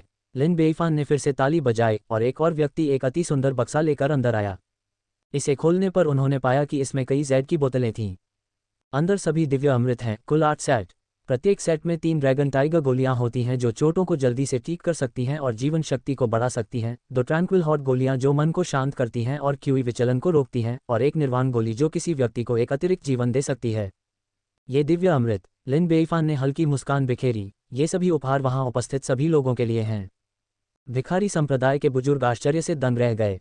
पब फ्यूचर द्वारा विज्ञापन। ये दिव्य अमृत, नदियों और झीलों के अमूल्य खजाने, महाराज वास्तव में उन्हें ऐसे ही दे रहे हैं। ये तो बहुत ज्यादा खर्चीला है। महाराज, क्या आप सचमुच ये सब हमें दे रहे हैं? बड़े जोर की आवाज़ कांप उठी। लिन बेइफान ने नर्म लहजे में कहा, चूंकि मैंने उन्हें निकाल लिया है, इसलिए मैं उन्हें तुम्हें देना चाहता हूँ। आखिरकार ये चीज़ें जान बचा सकती हैं। जब तक तुम अपनी जान बचाओगे, तुम मेरी सेवा कर सकते हो। कोई भी ऐसे मित्र के लिए मर सकता है जो उनकी सराहना करता हो। ऐसा प्रबुद्ध शासक सचमुच दुर्लभ है। इस समय भिखारी संप्रदाय के बुजुर्गों को घुटने टेकने की इच्छा हुई। लेकिन फिर लिन बेइफान ने अफसोस जताते हुए कहा, मूल रूप से मैंने आपको कुछ हथियारों से पुरस्कृत करने की भी योजना बनाई थी। हालांकि बहुत कम दिव्य हथियार उपलब्ध हैं, इसलिए आपको तब तक इंतजार करना होगा जब तक आप कुछ पुण्य कर्म नहीं कर लेते, उसके बाद ही मैं उन्हें आपको दे सकता हूँ। बस बहुत हो गया महाराज, आपने हमें पहले ही बहुत कुछ दे दिया है। भिखारी संप्रदाय के बुजुर्ग भावुक होकर रोने लगे। उन्होंने अपने जीवन का अधिकांश समय भिखारी संप्रदाय के लिए संघर्ष किया था, लेकिन उन्हें कभी भी एक शाम में इतना कुछ नहीं मिला था जितना कि आज रात को मिला। शुरू में उन्हें भिखारी संप्रदाय के साथ विश्वासघात करने का थोड़ा अपराध बोध हुआ। अब वह अपराध बोध पूरी तरह से गायब हो गया था, क्योंकि महामहिम ने उन्हें बहुत कुछ दिया था। 10,000 टेल सोना, आलीशान हवेलियां, शक्तिशाली मार्शल आर्ट के गुप्त मैनुअल, दिव्य अमृत। किसी भी प्रकार की हिचकिचाहट इन उपहारों के प्रति अनादरपूर्ण होगी। यह महामहिम के प्रति अनादर होगा। तारांकन तारांकन तारांकन। फेल्स द्वारा प्रायोजित अध्याय 112/254। हम वर्तमान में भर्ती कर रहे हैं। CNKR JP अनुवादकों मित्लर्स का स्वागत है। Discord server URL pub future द्वारा विज्ञापन। संपर्क टॉस साइट मैप दान करें। मेनू दिखाओ। उपन्यास ऑनलाइन पूरा पढ़ें। उपन्यास बिन। उपन्यास जब से मैंने अपना क्षेत्र दान करना शुरू किया, मैं युगों युगों में महान सम्राट बन गया। अध्याय 188.1। गुणप्रिय पाठकों, अधिक अध्यायों के अनुवाद में हमारी टीम की सहायता के लिए यहाँ दान करें। URL। जब से मैंने अपना क्षेत्र दान करना शुरू किया, मैं युगों युगों में महान सम्राट बन गया। C 188.1 ads bye pub future. अध्याय 188.1। हम आपके अधीनस्थ आपका अभिवादन करते हैं। सम्राट अमर रहें। 8 भिखारी संप्रदाय के बुजुर्गों ने एक स्वर में कहा, अपनी वफादारी की शपथ ली। डिंग। खिलाड़ियों की राष्ट्रीय शक्ति में वृद्धि के कारण आपकी ताकत भी तदनुसार बढ़ गई है, जिससे आपको करुणामय तलवार मैनुअल से पुरस्कृत किया गया है। द कंपैशनेट स्वॉर्ड मैनुअल एक रहस्यमयी मास्टर द्वारा बनाई गई एक उल्लेखनीय मार्शल आर्ट पुस्तक है। ये मैनुअल QE के 5 प्रमुख सिद्धांतों पर केंद्रित है जो आत्मा और हृदय पर हावी है, जो है लंबी इंद्रधनुषी तलवार QE, तलवार स्वर्ग और पृथ्वी पर हावी है, तलवार आत्मा ब्रह्मांड को समाहित करती है, तलवार भगवान निस्वार्थता, तलवार हृदय ज्ञान। तलवारबाजी पर यह दिव्य मैनुअल लिन बेइफान के दिमाग में प्रवाहित हुआ। एक क्षण से भी कम समय में उन्होंने इसमें महारत हासिल कर ली और तलवार हृदय ज्ञानोदय के अंतिम क्षेत्र तक पहुंच गए। उसकी ताकत फिर से बढ़ गई थी। यह एक फलदायी लाभ रहा है, लिन बेइफान ने मुस्कुराते हुए कहा। कुछ ऐसी चीजें देकर जो उसके लिए बहुत कम महत्व की थी, उसने तुरंत आर्टिनेट स्तर के बुजुर्गों की वफादारी हासिल कर ली और एक बेहतरीन मार्शल आर्ट मैनुअल भी हासिल कर लिया जो द आर्ट ऑफ लॉन्गेविटी से कम बेहतर नहीं था। पुरस्कार बहुत ज्यादा थे।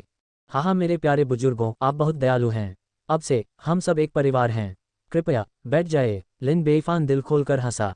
धन्यवाद महाराज। बुजुर्ग बैठ गए। इस समय एक बुजुर्ग ने पूछा, महाराज क्या अब आपके पास हमारे लिए कोई आदेश है? बस एक शब्द कहो और हम बिना किसी हिचकिचाहट के आग और पानी से गुजरेंगे। अन्य बुजुर्गों ने भी अपनी बात रखी। कहते हैं कि जो शासक का अन्न खाता है उसे शासक की चिंताएं उठानी चाहिए। इतनी सारी बढ़िया चीजें पाकर हम आपके लिए कुत्तों और घोड़ों का काम करने को तैयार हैं। महाराज कृपया हमें आज्ञा दीजिए। चाहे कुछ भी हो हम कोई कसर नहीं छोड़ेंगे। हम किसी भी कार्य से पीछे नहीं हटेंगे। इतनी सारी अच्छी चीजें प्राप्त करने के बाद भी बदले में कुछ न दे पाने के कारण भिखारी संप्रदाय के बुजुर्गों को अपराध बोध का अनुभव होता है। इसलिए वे अब लिन बेइफान के लिए कुछ करने के लिए उत्सुक हैं। पब फ्यूचर द्वारा विज्ञापन। इसके अलावा यदि वे अच्छा काम करेंगे तो उन्हें और भी अधिक राशि मिल सकती है। सोने और चांदी के खजाने, उच्च रैंकिंग खिताब, गुप्त मार्शल आर्ट मैनुअल, दिव्य अमृत, दिव्य हथियार, ये सभी चीजें वे चाहते हैं। केवल अधिक कार्य करने तथा अधिक योगदान देने से ही उन्हें इन्हें प्राप्त करने का अवसर मिलेगा। लिन बेइफान ने बड़ों के हाव भाव देखे और मुस्कुराते हुए कहा, बड़ों, जल्दी करने की कोई ज़रूरत नहीं है। इस समय वास्तव में एक बहुत ही महत्वपूर्ण कार्य है जो मैं आपको सौंपता हूँ। ये कार्य आपके लिए अपेक्षाकृत सरल होना चाहिए, लेकिन अगर इसे अच्छी तरह से किया जाए तो यह निश्चित रूप से एक बड़ी उपलब्धि होगी। एक ऐसा कार्य जो उनके लिए सरल है लेकिन यदि उसे अच्छे ढंग से किया जाए तो वह एक बड़ी उपलब्धि है। बड़े बुजुर्ग एक दूसरे की ओर प्रसन्नता से देखते हैं और एक स्वर में कहते हैं, महाराज कृपया हमें आदेश दीजिए। क्या आप जानते हैं कि मेरा आदर्श क्या है? लिन बेइफान ने पूछा। हम नहीं जानते महाराज, कृपया हमें बताइए। मेरा आदर्श है। लिन बेइफान ने अपना सिर उठाया। उसकी अभिव्यक्ति महान और पवित्र थी, ताकि भिखारियों के बिना एक दुनिया बनाई जा सके। भिखारियों के बिना एक दुनिया। बुजुर्ग हैरान हैं। मैं एक शांतिपूर्ण राष्ट्र बनाना चाहता हूं जहां कोई भिखारी न हो, जहां लोगों को अच्छे कपड़े और अच्छा भोजन मिले और जहां हर कोई शांति और संतोष के साथ रह सके और काम कर सके। इसके बाद लिन बेइफान ने वही बयानबाजी की जिसका इस्तेमाल उसने एल्डरलाई को इन बुजुर्गों को मनाने के लिए किया था। लिन बेइफान की बात सुनने के बाद भिखारी संप्रदाय के बुजुर्गों को हालांकि यह सब एक काल्पनिक सपना जैसा लग रहा था, लेकिन वे सभी उसके महान आदर्श से प्रभावित हुए और उसके दृढ़ विश्वास से आश्वस्त हुए। क्योंकि वह सिर्फ बातें ही नहीं कर रहे हैं, बल्कि कुछ हद तक वह काम भी कर चुके हैं। उन्होंने पहले ही अपने राज्य को भिखारियों से मुक्त कर दिया है और भिखारी संप्रदाय के अस्तित्व के लिए कोई आधार नहीं बचा है। केवल यही बात उसे अनेक सम्राटों से अधिक उत्कृष्ट बनाती है। बुजुर्गों, क्या आप नहीं चाहते कि आपके भिखारी संप्रदाय के भाइयों के भी ऐसे अच्छे दिन हों? लिन बेइफान मुस्कुराते हुए पूछता है। एड्स बाय पब फ्यूचर। नी संदेह हम करते हैं। ये हम भिखारी संप्रदाय के बुजुर्गों के लिए एक अपरिहार्य जिम्मेदारी और कर्तव्य है। लेकिन ऐसा करना जितना आसान है उतना कहना नहीं है, है न? बुजुर्ग बिना किसी हिचकिचाहट के जवाब देते हैं। अब अवसर आ गया है। लिन बेइफान ने मुस्कुराते हुए कहा, मैं आपको जो काम देता हूं वह है कि आप जितने संभव हो सके उतने भिखारी संप्रदाय के शिष्यों को ग्रेज़िया में लाएं। एक बार जब वे यहाँ पहुँच जाते हैं तो वे गरीबी से बचने और अपनी इच्छानुसार जीवन जीने के लिए अपने 2 हाथों का उपयोग कर सकते हैं। इस तरह भिखारी संप्रदाय के सभी शिष्यों का जीवन अच्छा हो सकता है और वे निश्चित रूप से उपस्थित सभी बुजुर्गों को धन्यवाद देंगे। ये देख भिखारी संप्रदाय के बुजुर्ग एक दूसरे की ओर देखने लगे। भिखारी संप्रदाय के शिष्यों को जीविका चलाने के लिए ग्रेज़िया में लाना, इससे उन्हें गरीबी से बाहर निकालने की बहुत संभावना है, लेकिन ऐसा करने से भिखारी संप्रदाय का अस्तित्व ही समाप्त हो जाएगा। उन्होंने अपने जीवन का अधिकांश हिस्सा भिखारी संप्रदाय को समर्पित कर दिया है और उनके मन में इसके प्रति भावनाएं हैं। यद्यपि वे अपनी निष्ठा बदलने के लिए तैयार हैं, लेकिन वे भिखारी संप्रदाय को पतन की ओर गिरते हुए नहीं देखना चाहते हैं। इस प्रकार एक बुजुर्ग ने लिन बेइफान के सामने ये चिंता व्यक्त की। मैंने पहले ही उस मुद्दे पर विचार कर लिया है। लिन बेइफान ने हंसते हुए कहा, हम भिखारी संप्रदाय के शिष्यों को 2 समूहों में विभाजित कर सकते हैं। एक हिस्सा ग्रेज़िया में आकर जीविकोपार्जन कर सकता है, जबकि दूसरा हिस्सा भिखारी संप्रदाय के भीतर ही विकसित होता रहेगा। और जो लोग भिखारी संप्रदाय में ही रहेंगे, अगर वे मेरे लिए काम करेंगे और अच्छा प्रदर्शन करेंगे तो भी मैं उन्हें अच्छा इनाम दूंगा। लिन बेइफान निश्चित रूप से भिखारी संप्रदाय के विशाल प्रभाव को जाने नहीं देगा। यद्यपि बिना किसी ग्रैंड मास्टर के अध्यक्षता करने वाला भिखारी संप्रदाय नदियों और झीलों में एक साधारण शक्ति मात्र था, फिर भी उनके पास एक बहुत बड़ा लाभ था जिसकी तुलना अन्य संप्रदाय नहीं कर सकते थे, उनके सदस्यों की विशाल संख्या और व्यापक वितरण। उनके भिखारी संप्रदाय के 20 मिलियन से अधिक अनुयायी दुनिया के हर कोने में फैले हुए थे। आप जहां भी जाते वहां उनके लोग मौजूद होते और वे विशेष रूप से अच्छी जानकारी रखते थे। Ads bye pub future. इसके अलावा कुछ ऐसे कार्य भी थे जिन्हें निपटाना उनके लिए विशेष रूप से सुविधाजनक था। एक बार लिन बेईफान ने भिखारी संप्रदाय पर नियंत्रण कर लिया तो ये दुनिया भर में उसकी पहुंच बढ़ाने जैसा होगा। ये सुनने के बाद बुजुर्गों को कोई आपत्ति नहीं हुई। जो भिखारी संप्रदाय के अनुयायी अच्छा जीवन जीना चाहते थे वे अपना भाग्य तलाशने के लिए ग्रेट जिया के पास आ सकते थे, और जो भिखारी संप्रदाय के भीतर विकास करना चाहते थे वे ऐसा कर सकते थे, और अगर वे अच्छा करते तो सम्राट से बड़े पुरस्कार प्राप्त कर सकते थे। क्या ये दोनों दुनियाओं में सबसे अच्छा नहीं था? और भिखारी संप्रदाय के अन्य बुजुर्गों के लिए कृपया वापस जाएं और उन्हें मना लें। जब तक वे मेरी सेवा करने के लिए तैयार हैं मैं निश्चित रूप से कंजूस नहीं बनूंगा। लिन बेईफान ने मुस्कुराते हुए कहा। दुनिया के सबसे बड़े गिरोह के रूप में भिखारी संप्रदाय में 30 से अधिक इनेट विशेषज्ञ थे। यदि ये सभी लोग उसके साथ शामिल हो जाएं तो विशेषज्ञों के स्तर पर ग्रेट जिया की ताकत में अनिवार्य रूप से नाटकीय परिवर्तन आएगा। भिखारी संप्रदाय के सभी बुजुर्ग चतुर और अनुभवी थे, वे लिन बेईफान के इरादों को कैसे नहीं देख सकते थे।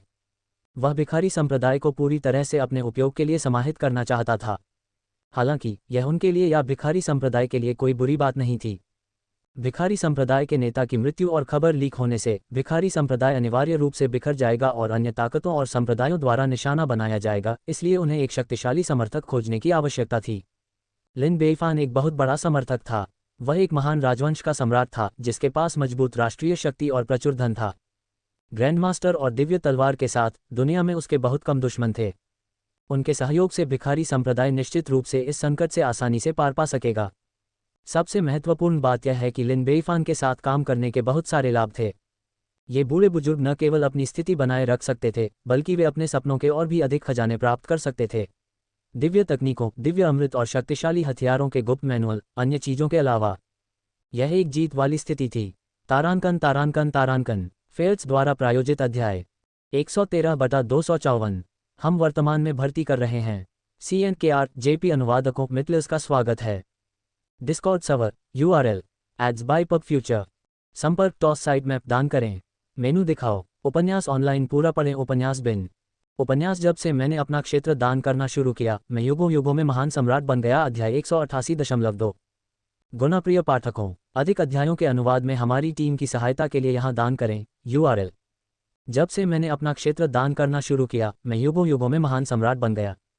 C 188.2। पब फ्यूचर द्वारा विज्ञापन। अध्याय 188.2। महाराज, इसमें कोई समस्या नहीं है। हमारे भिखारी संप्रदाय के कई बुजुर्ग बदलते समय को समझते हैं।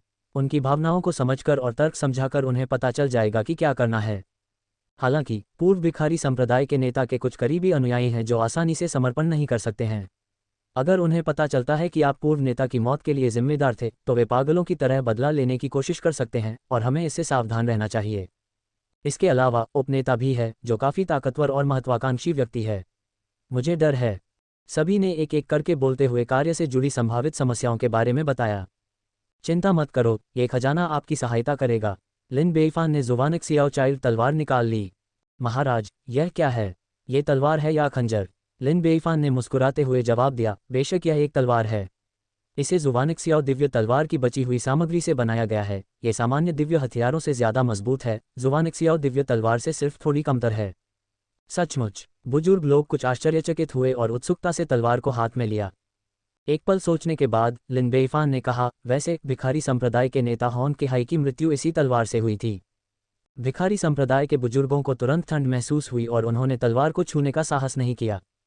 फिर उन्होंने अपनी यात्रा से प्राप्त लाभों को व्यवस्थित किया और प्रस्थान करने से पहले लिन बेईफान के साथ भिखारी संप्रदाय को अवशोषित करने के मामले पर चर्चा की। अगली सुबह वे लिन बेईफान द्वारा सौंपे गए कार्यों को पूरा करने के लिए भिखारी संप्रदाय में वापस चले गए। लिन बेईफान ने उन्हें धीरे धीरे एम्पायर सैंडबॉक्स से निकलते हुए देखा। जब वे वापस लौटेंगे तो ग्रेट जिया की राष्ट्रीय शक्ति निस्संदेह बढ़ जाएगी। पब फ्यूचर द्वारा विज्ञापन। कोई मेरे लोगों को लूटने की कोशिश कर रहा है। लिन बेईफान की नज़र एक हवेली पर पड़ी जहां जनरल तियानगोंग, डिगोंग और वेंगोंग एक अतिथि का स्वागत कर रहे थे। अतिथि ने धनी व्यापारी की तरह कपड़े पहने हुए थे, छोटी मूंछें रखी हुई थीं और गाल कुछ कुछ भरे हुए थे, जिससे ईमानदारी और विश्वसनीयता का आभास होता था। फिर भी उसकी आंखें चतुर बुद्धि का परिचय दे रही थीं। जनरल तियानगोंग ने उनके सामने रखे गए चांदी के नोटों के मोटे ढेर को देखकर गहरी आवाज में पूछा, आप कौन हैं और आपका हमसे क्या काम है? जनरलों तियानगोंग, डिगोंग और वेंगोंग को नमस्कार। मैं लंबे समय से आपकी प्रतिष्ठा की प्रशंसा करता रहा हूँ। आगंतुक ने अपनी जेब से एक पत्र निकाला और बड़ी औपचारिकता के साथ उसे सौंप दिया। यह मेरे स्वामी का आपके लिए पत्र है, कृपया इसे पढ़ने के लिए एक क्षण निकालें। जनरल त्यानगोंग ने पत्र खोला और आश्चर्यचकित रह गया। आप महान जिन साम्राज्य से हैं? हाँ, मैं महान जिन सम्राट की आज्ञा से आया हूँ। व्यापारी ने मुस्कुराते हुए कहा, हमारे सम्राट तीनों सेनापतियों की योग्यताओं की बहुत प्रशंसा करते हैं और आशा करते हैं कि आप उनकी सेवा कर सकें। हमारे सम्राट ने आपसे जो वादे किए हैं वे सभी इस पत्र में विस्तृत रूप से वर्णित हैं। जनरल त्यानगोंग ने बिना कोई भावना प्रकट किए पत्र दोनों भाइयों को सौंप दिया। इसे पढ़ने के बाद जनरल दिगोंग और रेंगोंग स्पष्ट रूप से उत्साहित थे। वे बहुत कुछ दे रहे हैं, कितनी उदारता, ये सब कुछ व्यापारी ने देखा। एक गुप्त मुस्कान के साथ उन्होंने कहा, जनरलों, आपकी ताकत के साथ आप महान जिया में कम उपयोग किए जाते हैं। महान जिया सीमित राष्ट्रीय शक्ति के साथ सिर्फ एक नया उभरा राजवंश है जो आपके विकास को बाधित करेगा।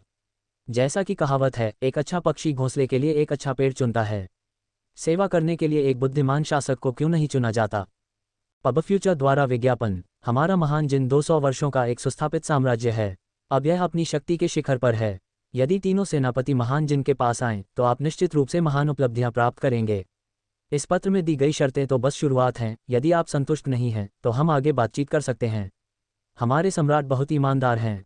जनरल त्यानगोंग ने हाथ हिलाकर कहा, महान जिन साम्राज्य की ओर से इस तरह के प्रस्ताव के लिए धन्यवाद।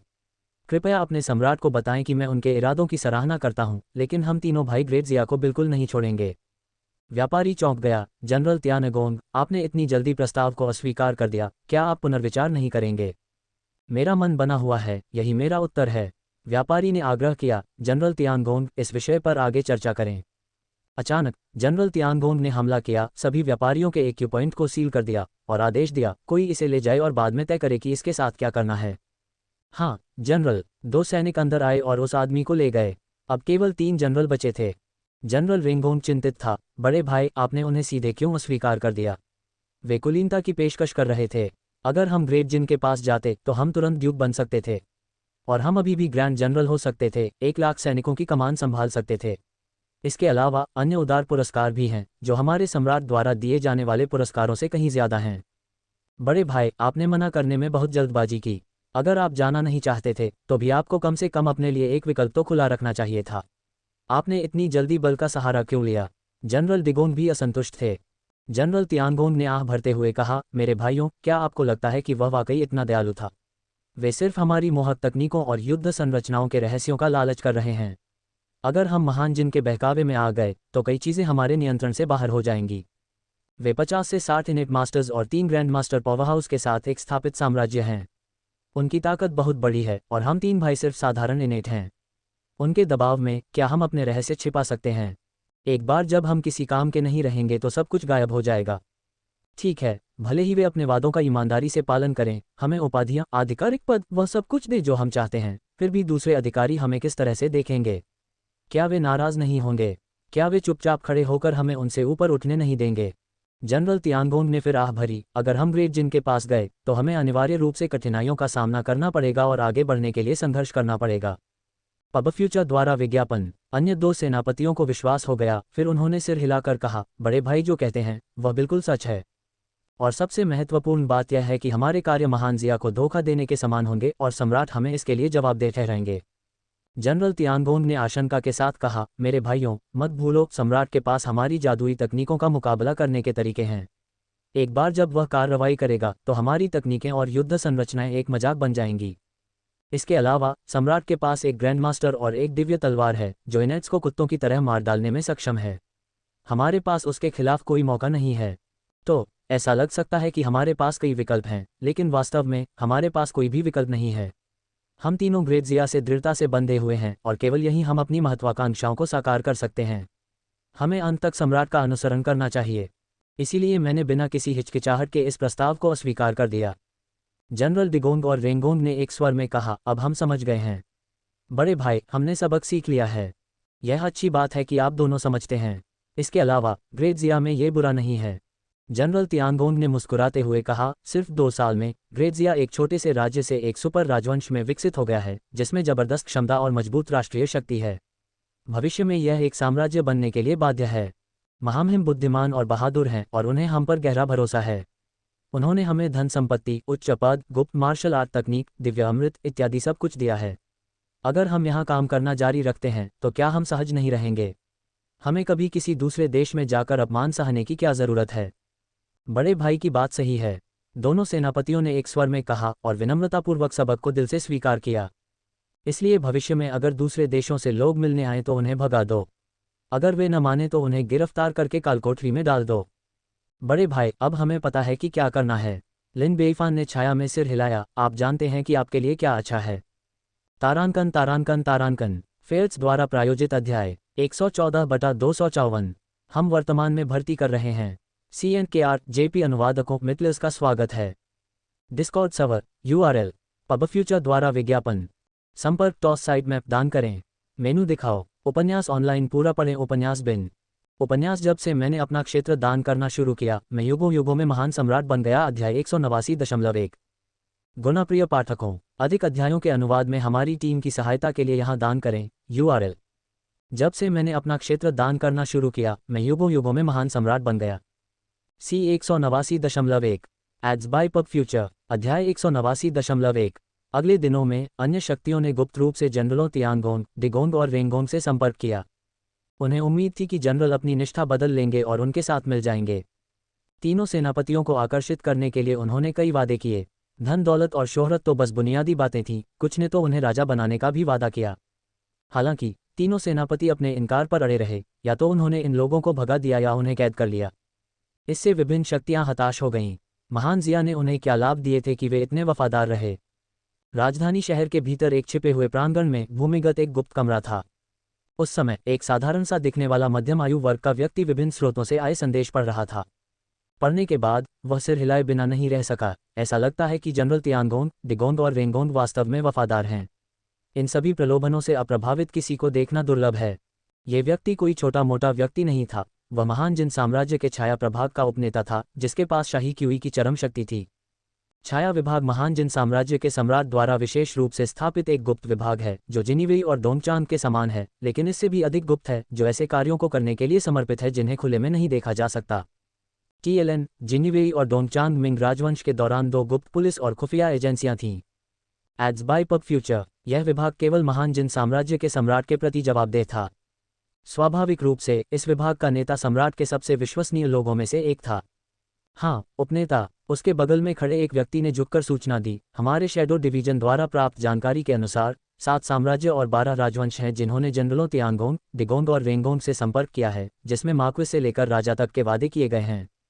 इसके अलावा धन, सुंदर महिलाएं और उपजाऊ भूमि जैसे पुरस्कार अपरिहार्य हैं। लेकिन फिर भी तीनों सेनापति अविचलित रहते हैं।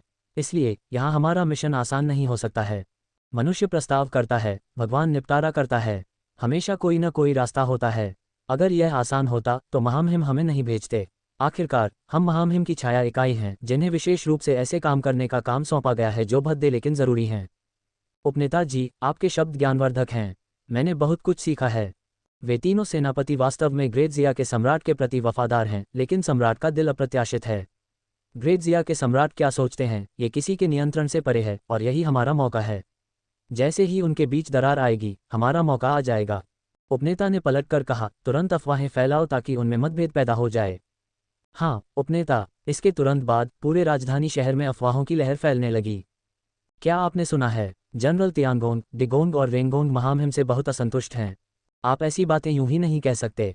क्या आपके पास कोई सबूत है? बेशक, वे 3 जनरल बहुत कम समय के लिए ग्रेट जिया में रहे हैं, लेकिन उन्होंने पहले ही कई महान कार्य पूरे कर लिए हैं। हालांकि उन्हें मिलने वाले पुरस्कार अन्य जनरलों की तुलना में बहुत अधिक नहीं थे, इसलिए वे लंबे समय से असंतुष्ट हैं। एड्स बाय पब फ्यूचर अरे, आपकी बात में दम है। ऐसा कहा जाता है कि ग्रेट जिया की ग्रेट जू के सम्राट को मारने और राष्ट्रीय विलुप्ति के संकट को टालने की क्षमता उनकी मोहक रणनीति और युद्ध संरचनाओं के कारण थी। इतनी बड़ी उपलब्धि और महामहिम ने उन्हें केवल एक रैंक से पदोन्नत किया और कुछ धनराशि से पुरस्कृत किया। वास्तव में अगर मैं होता तो मैं भी असंतुष्ट होता। मैंने सुना है कि जब वे घर पर शराब पीते हैं तो वे अक्सर सम्राट के अन्याय के बारे में शिकायत करते हैं।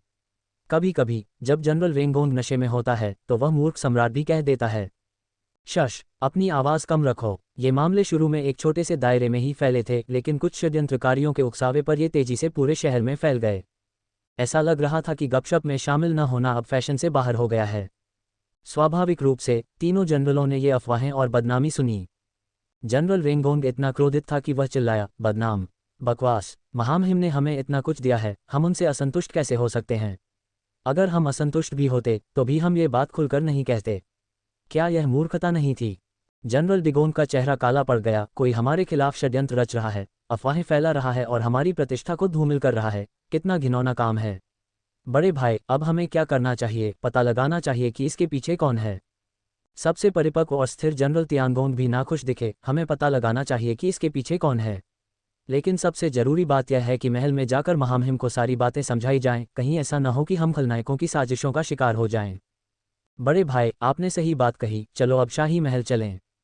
तीनों सेनापति शाही महल पहुंचे और शाही अध्ययन कक्ष में लिन बेईफान से मिले।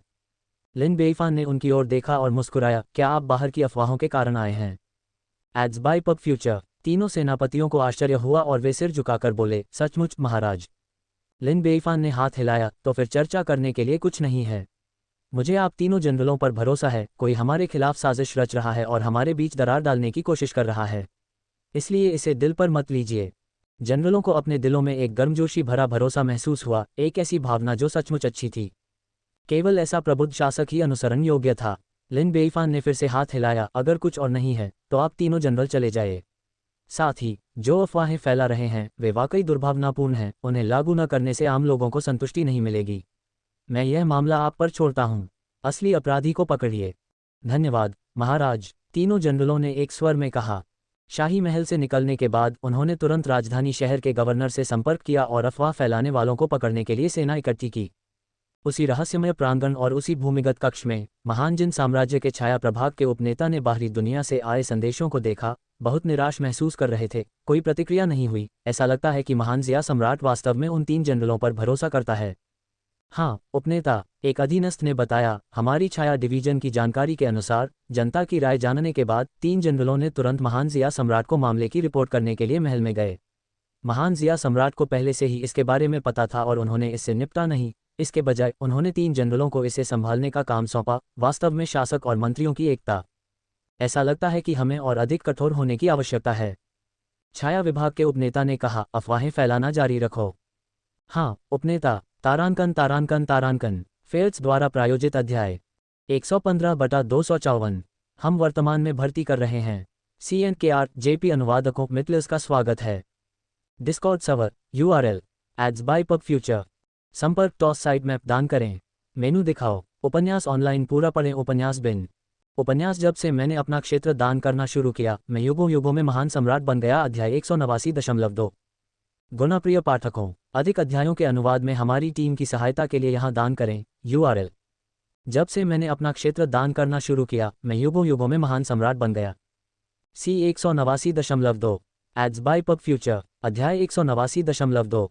जैसे ही राजधानी शहर में शांति शुरू हुई, नई अफवाहें सामने आने लगीं। क्या आप जानते हैं कि जनरल तियानगोंग, डिगोंग और रेंगोंग महामहिम से असंतुष्ट होने के कारण लंबे समय से विद्रोह के विचार रखते थे? आप ऐसी बातें यूं ही नहीं कह सकते, आपका दिमाग खराब हो सकता है। मैं बकवास नहीं कर रहा हूं। उन तीन जनरलों की महत्वाकांक्षाएं ग्रेट जिया में आने से पहले ही खुद को सम्राट घोषित करने की थीं। उन्होंने अपने स्वयं के शाही दावों की तैयारी के लिए येलो स्काई संप्रदाय की स्थापना की। अन्य राष्ट्रों द्वारा नष्ट किए जाने के बाद ही उन्हें महामहिम के सामने झुकना पड़ा। अरे ये तो समझ में आता है, वे लगभग सम्राट थे, बस बदकिस्मत थे।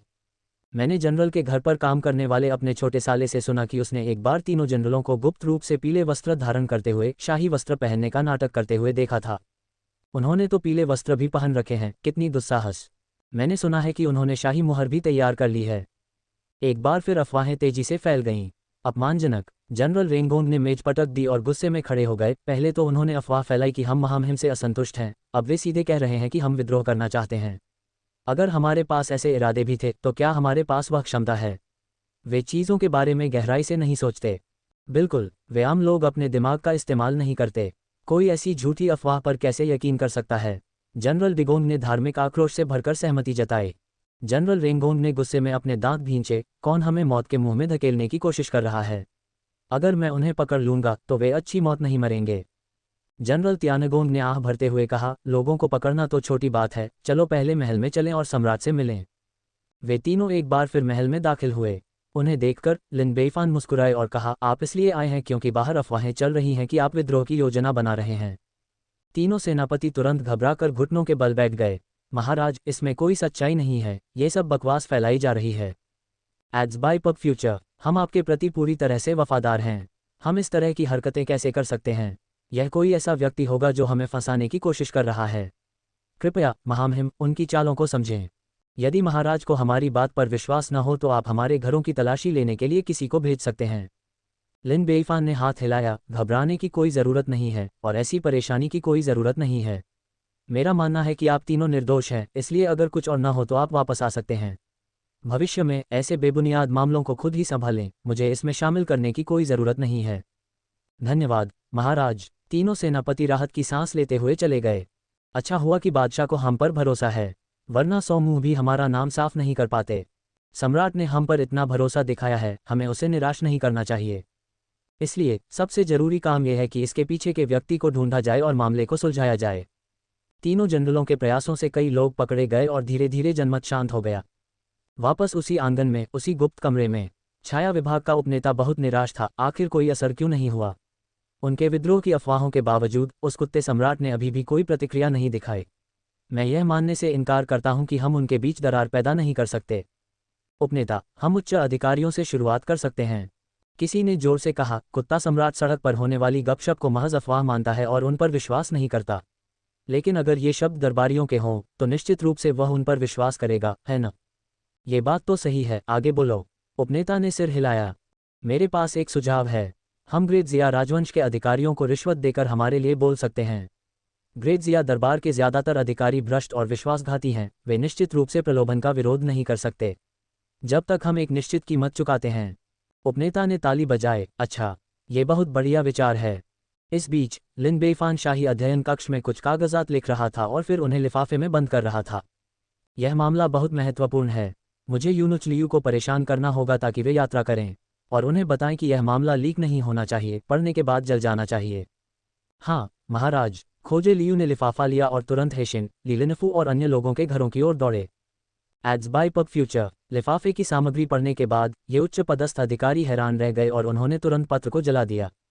उसी समय जब किन्हुई ने अपना लिफाफा जलाया ही था, उसने अपने बटलर को आते देखा। गुरुजी, बाहर एक रहस्यमय व्यापारी आपको ढूंढ रहा है, कह रहा है कि उसके पास चर्चा करने के लिए कुछ महत्वपूर्ण मामले हैं। यह आपके लिए उसका उपहार है, उम्मीद है कि आप उससे मिलने के लिए कुछ समय निकाल पाएंगे। बटलर ने बक्सा खोला तो उसमें लोंगन फल के आकार के 10 मोती निकले, जिनकी कीमत 3000 टैल चांदी थी। किन्हुई के मन में विचार आया, उसे अंदर आने दो। कुछ ही समय बाद किन्हुई की मुलाकात मुख्य हॉल में एक यात्राग्रस्त व्यापारी से हुई। आम आदमी जू डोंग भगवान किन को अपना सम्मान देते हुए आपके अच्छे भाग्य की कामना करता है। चाय पीते हुए किन्हुई ने अकड़ दिखाते हुए कहा, मैं सरकारी कामों में बहुत व्यस्त हूँ, इसलिए अगर आपको कुछ कहना है तो जल्दी बोलिए। भगवान किन, ये दूसरे पक्ष ने आसपास खड़े खानसामों और नौकरों की ओर इशारा करके व्यंग्यपूर्ण मुस्कान के साथ कहा, हम लोग बहुत गोपनीय बातें कर रहे हैं, यहाँ इनसे खुलकर बात करना कठिन है। किन्हुई ने हाथ हिलाया। क्या उपद्रव है? तुम सब पीछे हट जाओ। सबके चले जाने के बाद किन्हुई ने फिर पूछा, अब जब हम अकेले हैं तो क्या आप खुलकर बता सकते हैं कि क्या हो रहा है? बेशक लॉर्ड किन, आपने राजधानी शहर में हाल ही में हुई घटनाओं के बारे में सुना है न? किन्हुई ने सिर हिलाया। बेशक मुझे पता है। राजधानी में हाल ही में बहुत हलचल मची हुई है। खासतौर पर आम लोगों के बीच अफवाहें फैल रही हैं कि जनरल तियांगोंग, डिगोंग और वेंगोंग विद्रोह की साजिश रच रहे हैं, जिससे अराजकता फैल रही है। ये पूरी तरह से बेतुकी बात है, पूरी तरह से बकवास। अगर उनके मन में ऐसी मंशा भी होती तो भी उनमें हिम्मत नहीं होती। क्या वे संभवतः ग्रैंडमास्टर की तलवार का सामना कर सकते थे? रुको, तुम अचानक ये बात क्यों उठा रहे हो? क्या ये हो सकता है? किन्हुई ने अपनी आंखें सिकुड़ते हुए कहा, क्या इसमें तुम्हारा हाथ है? जू डोंग ने सम्मानपूर्वक सिर झुकाया। भगवान किन बुद्धिमान हैं। वास्तव में ये पर्दे के पीछे हमारा काम था। किन्हुई ने मेज पटक दी और जोर से चिल्लाई, तुमने महान जिया के 3 महान जनरलों के खिलाफ साजिश रचने की हिम्मत की। कितनी हिम्मत है? जू डोंग ने अपना सिर हिलाया। सच में हम उन्हें नुकसान पहुंचाने की कोई इच्छा नहीं रखते। हम उन 3 जनरलों की प्रतिभा की बहुत प्रशंसा करते हैं और बस यही चाहते हैं कि वे हमारे उद्देश्य की पूर्ति करें। दुर्भाग्य से वे जिद्दी और अडिग हैं, इसलिए हमें इस रणनीति का सहारा लेने के लिए मजबूर होना पड़ा, जो अभी भी अप्रभावी साबित हुई। Ads bye pub future. तो तुम मदद के लिए मेरे पास आए हो? किन्हुई ने गुस्से में कहा। लॉर्ड किन, आप वाकई बहुत बुद्धिमान हैं। कोई आश्चर्य नहीं कि आप इतनी कम उम्र में इतने ऊंचे पद पर पहुंच गए हैं। जू डोंग ने फिर सिर झुकाया। हमें उम्मीद है कि लॉर्ड किन कोर्ट में हमारी ओर से बोलेंगे। अगर आप सफल होते हैं तो निश्चित रूप से एक उदार इनाम मिलेगा। आपकी परेशानियों के लिए यह एक जमा राशि है। कृपया इसे स्वीकार करें। किन्हुई ने उसे दिया गया बैंक नोट ले लिया। ये 50,000 टेल चांदी थी और ये तो सिर्फ जमा राशि थी। हालांकि किन्हुई अभी भी गुस्से में थी। उसने बैंकनोट के साथ दूसरे पक्ष की ओर इशारा करते हुए कहा, सिर्फ इतने पैसे से आप मुझसे उम्मीद करते हैं कि मैं वफादार और अच्छे लोगों को नुकसान पहुंचाऊं? मैं ऐसा नहीं कर सकती। यहाँ से चले जाओ। प्रभु किन, अपने निर्णय में इतनी जल्दबाजी मत करो। जू डोंग ने धूर्त मुस्कान के साथ कहा, जब से तुम पद पर आए हो तुमने कुल 500,000 टेल चांदी का गबन किया है। हमारे पास तुम्हारे भ्रष्टाचार के हर मामले के रिकॉर्ड और सबूत हैं। तुम्हें क्या लगता है अगर यह सब सामने आ गया तो क्या होगा? किन्हुई की अभिव्यक्ति गहरी हो गई। क्या आप मुझे धमकी दे रहे हैं? यह कोई धमकी नहीं, सिर्फ आपसी लाभ है। जू डोंग मुस्कुराया, जब तक भगवान किन इस मामले में हमारी मदद करते हैं हम आपके भ्रष्टाचार के सभी रिकॉर्ड और सबूत सौंप देंगे। ऐसा करने से न केवल आप एक संभावित खतरे को खत्म कर देंगे बल्कि आप आसानी से लाभ भी कमा लेंगे। क्या यह अद्भुत नहीं है? किन्हुई की अभिव्यक्ति में उतार चढ़ाव था। वह निर्णय लेने में संघर्ष कर रही थी। थोड़ी देर बाद उसने कहा, बस एक बार, फिर कभी नहीं। भगवान किन बुद्धिमान हैं। जू डोंग ने सिर झुकाया। लेकिन पैसा कम नहीं हो सकता, किन्हुई ने कहा। मानो जू डोंग को इसकी आशंका थी। वह मुस्कुराया, भगवान किन, आपको कितना चाहिए? किन्हुई ने 5 उंगलियां उठाईं। कम से कम 500,000 टेल। जू डोंग, बकवास। तारांकन तारांकन तारांकन। फेल्स द्वारा प्रायोजित अध्याय 116/254। हम वर्तमान में भर्ती कर रहे हैं। CNKR JP अनुवादकों मितलिस का स्वागत है। Discord server URL ads bye pub future. संपर्क टॉस साइट मैप दान करें। मेनू दिखाओ। उपन्यास ऑनलाइन पूरा पढ़ें। उपन्यास बिन। उपन्यास जब से मैंने अपना क्षेत्र दान करना शुरू किया मैं युगों युगों में महान सम्राट बन गया। अध्याय 190.1। गुना प्रिय पाठकों, अधिक अध्यायों के अनुवाद में हमारी टीम की सहायता के लिए यहाँ दान करें। URL। जब से मैंने अपना क्षेत्र दान करना शुरू किया मैं युगों युगों में महान सम्राट बन गया। C 190.1 ads bye pub future. अध्याय 190.1। 500,000 टेल। और यह न्यूनतम है। मैं जानता था कि वह आदमी लालची है, लेकिन मुझे उम्मीद नहीं थी कि वह इतना लालची होगा। जू डोंग का मुंह स्पष्ट रूप से फड़क उठा और उसने एक मजबूर मुस्कान के साथ कहा, 500,000 टेल चांदी। भगवान किन, क्या ये बहुत ज्यादा नहीं मांग रहा है? मुझे लगता है कि 200,000 टेल अधिक उचित होगा। शब्दों को बर्बाद मत करो। ये 500,000 टेल है या मैं ऐसा नहीं करूंगा। किन्हुई ने नाराजगी में अपनी आस्तीन झाड़ते हुए कहा। अदालत में कुछ शब्द कहने के लिए 500,000 टेल वास्तव में बहुत ज्यादा है। क्या ये सिर्फ कुछ शब्द हैं? किन्हुई बहुत उत्तेजित थी। तुम मेरी जान मांग रहे हो? जनरल तियानगोंग, डिगोंग और रेंगोंग दरबार के ग्रैंड जनरल हैं, जो प्रतिष्ठित स्थिति और अपार शक्ति वाले 10 लाख सैनिकों की कमान संभालते हैं। इसके अलावा तीनों भाई भी दुर्जय ताकत के साथ जन्मजात पावरहाउस हैं। आप चाहते हैं कि मैं उन पर अदालत में झूठा आरोप लगाऊं और वे मेरे खिलाफ द्वेष रखेंगे, चाहे मैं सफल होऊं या असफल। उसके बाद मैं अदालत में कैसे काम कर पाऊंगा? मैं राजधानी शहर में अपनी पैठ कैसे बनाए रख पाऊंगा? जू डोंग ने धमकी दी। लॉर्ड किन, मत भूलना, हमारे पास तुम्हारे खिलाफ सबूत हैं। अगर ये सबूत बाहर आ गए तो तुम्हारी स्थिति और तुम्हारी जान को खतरा बना रहेगा। कृपया ध्यान से सोचो। तो फिर आगे बढ़ो और मुझे रिपोर्ट करो। किन्हुई ने स्पष्ट रूप से क्रोधित होकर बड़े ही गर्व से कहा, आप नहीं चाहते कि मैं जीवित रहूं, इसलिए चलो यहीं से अलग हो जाएं। जू डोंग दंग रह गया। उसे उम्मीद नहीं थी कि इतना भ्रष्ट अधिकारी इतना विद्रोही हो सकता है। वह एक भी पैसा कमाने से चूकने की अपेक्षा दोनों के साथ जलकर मर जाना अधिक पसंद करेगा। बिल्कुल निर्दयी। जू डोंग ने तुरंत हाथ जोड़कर प्रणाम किया और कहा, भगवान किन, कृपया अपना गुस्सा शांत करें। आपने जो रकम मांगी है वह बहुत ज्यादा है। मैं इस मामले पर अकेले फैसला नहीं कर सकता, इसलिए मुझे वापस जाकर रिपोर्ट करनी होगी। कृपया मुझे कुछ समय दें। मेहमान को बाहर निकालो, किन्हुई ने झल्लाते हुए कहा और भीतरी हॉल में चली गई। इसके तुरंत बाद जू डोंग उस रहस्यमय परिसर में वापस आया और घटना की रिपोर्ट करने के लिए शेडो डिवीजन के डिप्टी कमांडर से मिला। पब फ्यूचर द्वारा विज्ञापन। रिपोर्ट सुनकर डिप्टी कमांडर कुछ हद तक अचंभित रह गया। क्या किन्हुई ने सच में ऐसा कहा था? वह एक पैसा कम के लिए ऐसा नहीं करेगा। हमारे लिए काम करने के बजाय आपसी विनाश को प्राथमिकता देगा। हाँ, डिप्टी कमांडर। जू डोंग ने सिर झुकाया। दरबार में उच्च अधिकारी बनने के लिए किसी का चरित्र साधारण नहीं होना चाहिए। डिप्टी कमांडर ने सिर हिलाया और हाथ हिलाया। 500,000 टेल वाकई बहुत है, लेकिन चलो इसे दे देते हैं। एक बार जब वह किसी काम का नहीं रह जाएगा तो मैं उसे पूरा निगल लूंगा और ब्याज सहित सब कुछ थूक दूंगा।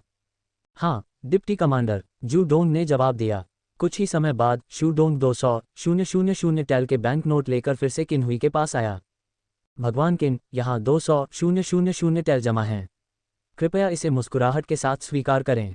एक बार मामला सुलझ जाने के बाद हम दोनों हाथों से शेष 300,000 टेल पेश करेंगे। किन्हुई ने तुरंत नोट स्वीकार कर लिए और कहा, ये तो ठीक है, लेकिन सच कहूं तो एक अधिकारी के तौर पर अदालत में मेरा प्रभाव सीमित है और मेरी बातों का शायद ज्यादा असर न हो। निश्चिंत रहें प्रभु किन, जू डोंग ने झुककर कहा, हमने कई तैयारियां कर ली हैं। जब तक आप नेतृत्व करते रहेंगे हम गारंटी देते हैं कि उन 3 जनरलों को दफनाने के लिए कोई जगह नहीं मिलेगी। किन्हुई ने सिर हिलाया, ठीक है, जब आप कोई कार्रवाई करेंगे तो मुझे बताएगा। बेशक, जू डोंग ने सिर हिलाया, और शेष 300,000 टेल्स के बारे में मत भूलना। मैं आपको आश्वासन देता हूं, मैं ऐसा नहीं करूंगा। कुछ और बातचीत करने के बाद जू डोंग ने विदा ली। इसके बाद वह यानसोंग के निवास पर गए। रिश्वत और धमकियों के संयुक्त प्रभाव में आकर यानसांग ने अंततः हार मान ली। 600,000 टेल, एक पैसा भी कम नहीं। जू डोंग ने सोचा, बकवास, महान जिया के ये अधिकारी इतने लालची कैसे हो सकते हैं, जिनमें से प्रत्येक पिछले से अधिक भ्रष्ट है। किन्हुई ने 500,000 मांगने की हिम्मत की, लेकिन यानसांग अब 600,000 की मांग कर रहा था। लॉर्ड यान, आप बहुत ज्यादा मांग रहे हैं, अधिकतम 200,000 टेल। यानसोंग भड़क गया, क्या मैं जो मांग रहा हूं वो बहुत ज्यादा है? तुम मेरी जान लेने की योजना बना रहे हो? क्या मैं अपने नुकसान की भरपाई के लिए थोड़े ज्यादा पैसे नहीं ले सकता? जू डोंग ने धमकी दी, क्या तुम्हें डर नहीं है कि हम? यानसोंग और भी उत्तेजित हो गया, आगे बढ़ो और मेरे सारे गबन दुनिया के सामने उजागर करो। भले ही मैं मर जाऊं, मैं तुम्हें मेरा जरा सा भी फायदा नहीं उठाने दूंगा। जू डोंग उदास होकर लौटा और शैडो डिवीजन के डिप्टी कमांडर को स्थिति की सूचना दी। डिप्टी कमांडर भी हैरान रह गया, उसने 600,000 टेल मांगने की हिम्मत कैसे की? जू डोंग ने सिर झुकाकर कहा, हाँ डिप्टी कमांडर, मैंने उसे कितना भी मनाने की कोशिश की, यहाँ तक कि धमकियां भी दी, लेकिन वह नहीं माना। यह एक मुश्किल स्थिति है और मुझे नहीं पता कि आगे क्या करना है, इसलिए मैं आपको रिपोर्ट करने आया हूँ। डिप्टी कमांडर ने हाथ हिलाकर कहा, दे दो इसे, ये जो निकलेगा बाद में थूकना ही पड़ेगा। लेकिन डिप्टी कमांडर किन्हुई और यानसोंग ने मिलकर हमें 10 लाख से ज्यादा टेल का नुकसान पहुंचाया है। हमें अभी भी 1 दर्जन से ज्यादा लोगों को रिश्वत देनी है और उन्हें मनाना है, और हमारे पास पैसे की कमी है। डिप्टी कमांडर का मुंह थोड़ा सा फड़क उठा, हाँ मुझे पता है, लेकिन महामहिम के मामले बहुत महत्वपूर्ण हैं। जाने से पहले उन्होंने मुझसे कहा कि हमें उन 3 लोगों को पकड़ना ही होगा, चाहे इसके लिए हमें कुछ भी करना पड़े। अगर ऐसा संभव नहीं है तो उन्हें जीने नहीं दिया जा सकता। अब जब हमें आखिरकार उम्मीद की एक किरण दिखी है तो हम आसानी से हार नहीं मान सकते। जहां तक दूसरे भ्रष्ट अधिकारियों की बात है, उन्हें मनाने की कोशिश जारी रखें। उन्हें इतना लालची नहीं होना चाहिए। मुझे आशा है कि ऐसा होगा। जू डोंग के अंदर पहले से ही एक बुरा एहसास था। फिर जू डोंग सोना और जवाहरात लेकर ली लिनफू से मिलने गया और अपनी पुरानी चाल को बड़ी सफलता के साथ दोहराया। 1 मिलियन टेल, बस मुझे 1 मिलियन टेल दे दो और मैं तुम्हारे लिए काम करूंगा। जू डोंग, बकवास, 10 लाख टन चांदी, तुम मुझे अभी क्यों नहीं लूट लेते? लॉर्ड ली, 1 मिलियन टेल्स बहुत ज्यादा है, 300,000 टेल्स कैसा रहेगा? ली लिनफू ने हाथ हिलाकर कहा, मेरे साथ सौदेबाजी मत करो, यह 1 मिलियन टेल है। और किसी भी धमकी से परेशान मत हो, क्योंकि मैं उनसे डरता नहीं हूँ। अगर ऐसा हुआ तो मैं महामहिम के सामने अपना अपराध स्वीकार कर लूंगा और वह सारा सोना और जवाहरात पेश कर दूंगा जो मैंने गबन किया है। हमारे अतीत को याद करते हुए महामहिम निश्चित रूप से उदार होंगे। जू डोंग निराश होकर वापस लौटा और उसने डिप्टी कमांडर को स्थिति की सूचना दी। पब फ्यूचर द्वारा विज्ञापन। डिप्टी कमांडर अचंभित रह गया। एक को 500,000 टेल चाहिए, अन्य 600,000 टेल, और ये तो सीधे सीधे 1 मिलियन टेल की मांग करता है।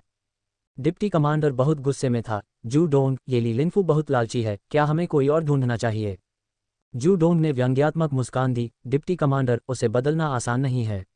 ऐसे बहुत कम लोग हैं जो न्यायालय में अपनी बात कह सकते हैं, और ऐसे बहुत कम लोग हैं जो भ्रष्ट भी हैं और जिनकी कमजोरियां हैं जिनका हम फायदा उठा सकते हैं।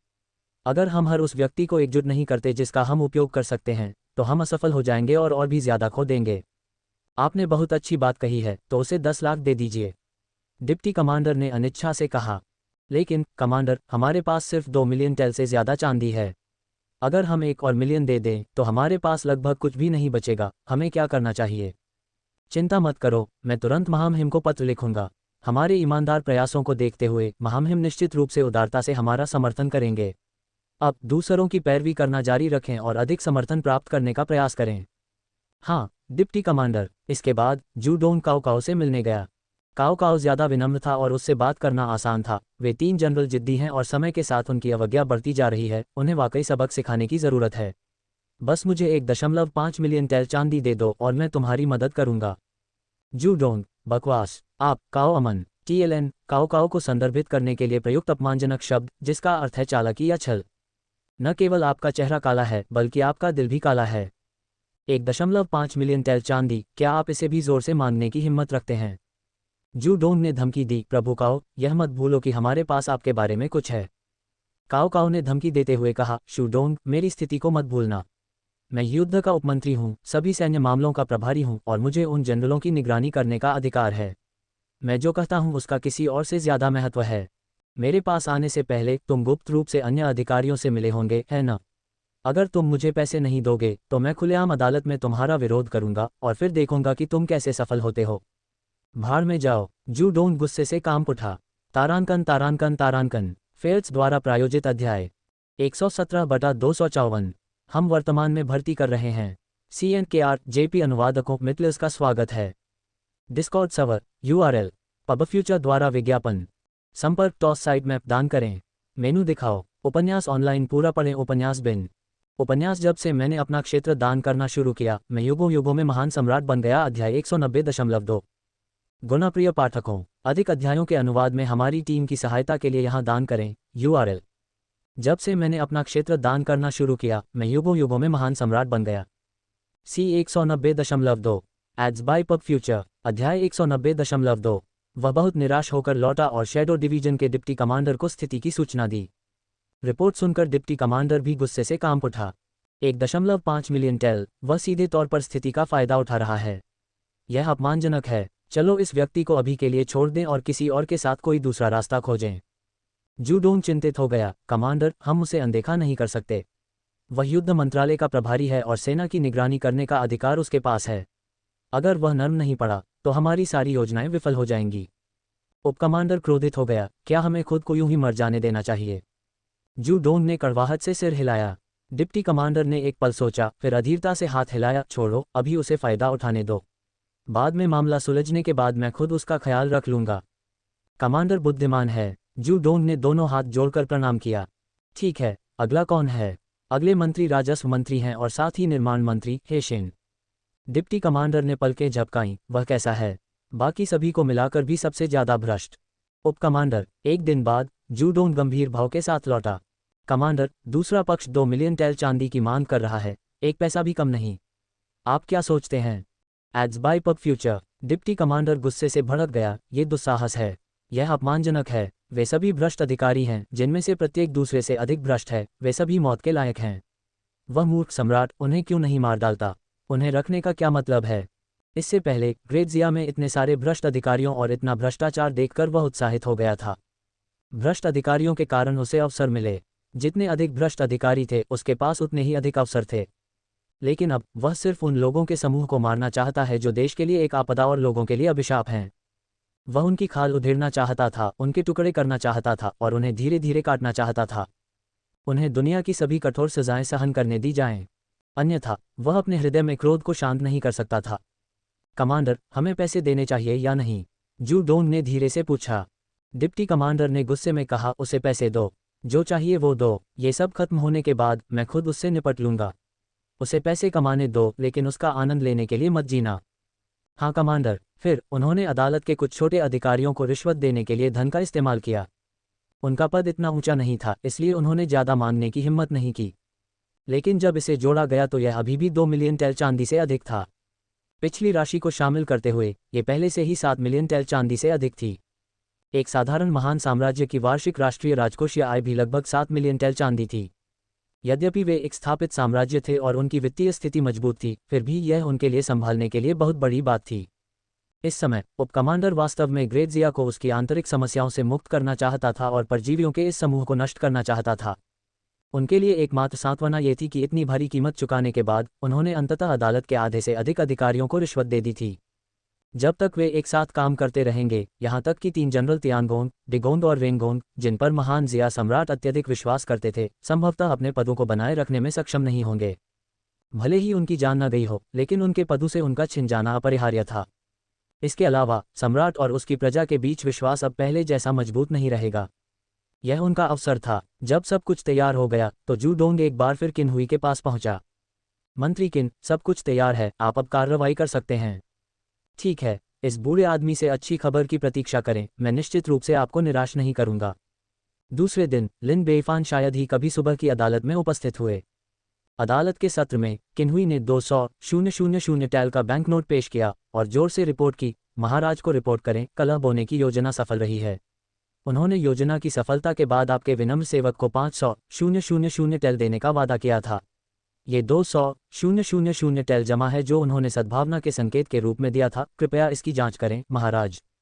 यानसोंग भी आगे बढ़ा, महाराज को रिपोर्ट करें, आपके विनम्र सेवकों की कलह बोने की योजना भी सफल रही। उन्होंने आपके विनम्र सेवक को 600,000 टैल चांदी देने का वादा किया। ये 200,000 टैल जमा है जो उन्होंने आपके विनम्र सेवक को दिया था, कृपया इसकी जांच करें, महाराज। लीलिनफू भी आगे आए, महाराज, ये 300,000 टैल्स जमा है जो उन्होंने आपके विनम्र सेवक को दिया था, कृपया इसकी जांच करें। एक एक करके उच्च पदस्थ न्यायालय अधिकारी खड़े हुए और दोनों हाथों से बड़े नोट प्रस्तुत करने लगे। अन्य अधिकारी अचंभित रह गए, यहाँ क्या हो रहा है, मैं क्यों नहीं समझ पा रहा हूँ। लिन बेईफान ने एकत्रित किए गए बैंक नोटों को देखा और दिल खोलकर हंसे, बढ़िया, शाबाश, मंत्रियों। इन बैंक नोटों की कुल राशि लगभग 3 मिलियन टैल थी। पब फ्यूचर द्वारा विज्ञापन। इसके अलावा 4 मिलियन से अधिक टैल चांदी जो ले जाई जा रही थी को लिन बेईफान ने पहले ही रोक लिया था और लूट लिया था। दूसरे शब्दों में, उन्होंने इस ऑपरेशन के माध्यम से आसानी से 7 मिलियन टैल से अधिक चांदी बना ली। इस मामले के समाप्त होने के बाद हम आपके योगदान के आधार पर पुरस्कारों पर चर्चा करेंगे, लिन बेईफान ने उत्साहपूर्वक कहा। धन्यवाद, महाराज। अधिकारी खुशी से झूम उठे। पूरी तरह हैरान होकर जनरल रेंगोंग आगे बढ़े, क्या कोई बता सकता है कि वास्तव में क्या हो रहा है? काओ काओ ने हंसते हुए कहा, जनरलों तियानगोंग, दिगोंग और रेंगोंग, क्या आप उस व्यक्ति की तलाश नहीं कर रहे हैं जो आपके खिलाफ गुप्त रूप से साजिश रच रहा है? हाँ, तीनों जनरलों ने नाराजगी से सिर हिलाया, लेकिन इस सब के पीछे जो व्यक्ति छिपा हुआ है वह बहुत अच्छी तरह से छिपा हुआ है। हमने खुद को थका दिया है और केवल कुछ छोटे छोटे मछलियां ही पकड़ी हैं, जो वास्तव में निराशाजनक है। वास्तव में महामहिम ने उन्हें पहले ही ढूंढ लिया है। यह महान जिन साम्राज्य का छाया विभाग है जो आप तीनों को उनकी सेवा करने के लिए लुभाने की कोशिश कर रहा है। जब एक योजना विफल हो गई तो उन्होंने दूसरी कोशिश की, लेकिन महामहिम ने इसे समझ लिया और उनकी योजना को उनके खिलाफ कर दिया, जिससे उन्हें अच्छी मात्रा में चांदी मिल गई। सच में, ये तो आश्चर्यजनक है। जनरल रेंगोंग जोर से हंस पड़े। महाराज, वे कहाँ हैं? हम तीनों भाई अभी जाकर उन्हें पकड़ लेंगे, जनरल दिगोंग ने उत्सुकता से कहा। हालांकि जनरल तियानगोंग ने कुछ नहीं कहा, लेकिन लिन बेईफान को देखते हुए उनका चेहरा प्रत्याशा से भरा हुआ था। लिन बेईफान ने तुरंत आदेश दिया, बहुत बढ़िया। अब मैं जनरलों तियानगोंग, दिगोंग और रेंगोंग को आदेश दूंगा कि वे जाकर ग्रेजिया में छिपे महान जिन साम्राज्य के छाया विभाग को खत्म करें। इसके अलावा मैं हेंगहा जनरलों, घातक विद्वान, खाली हाथ मास्टर, स्वर्गीय कुत्ते, दिव्य जासूस और अन्य को आपकी सहायता के लिए भेजूंगा। एक भी भागने न दें। उन्हें जीवित वापस लाओ या उनके शरीर पेश करो। धन्यवाद, महाराज, तीनों जनरलों ने एक स्वर में कहा। इसके बाद न्यायालय के अधिकारी तुरंत कार्रवाई में जुट गए। 8 दिशाओं में विभाजित कुल 8 इनेट विशेषज्ञों ने छोटे से प्रांगण को घेर लिया और खूनी नरसंहार शुरू कर दिया, किसी को भी भागने नहीं दिया। यहाँ तक कि शैडो डिवीजन का डिप्टी कमांडर, जो उनमें सबसे शक्तिशाली था, भी अराजक ब्लेड के नीचे मर गया। तारांकन तारांकन तारांकन। फेल्स द्वारा प्रायोजित अध्याय 118/254। हम वर्तमान में भर्ती कर रहे हैं। CNKR JP अनुवादकों मिटलर्स का स्वागत है। Discord server URL ads bye pub future. संपर्क टॉस साइट मैप दान करें। फेल्स द्वारा प्रायोजित अध्याय 109/254। हम वर्तमान में भर्ती कर रहे हैं। CNKR JP अनुवादकों मिटलर्स का स्वागत है। Discord server URL pub future द्वारा विज्ञापन। संपर्क टॉस साइट मैप दान करें।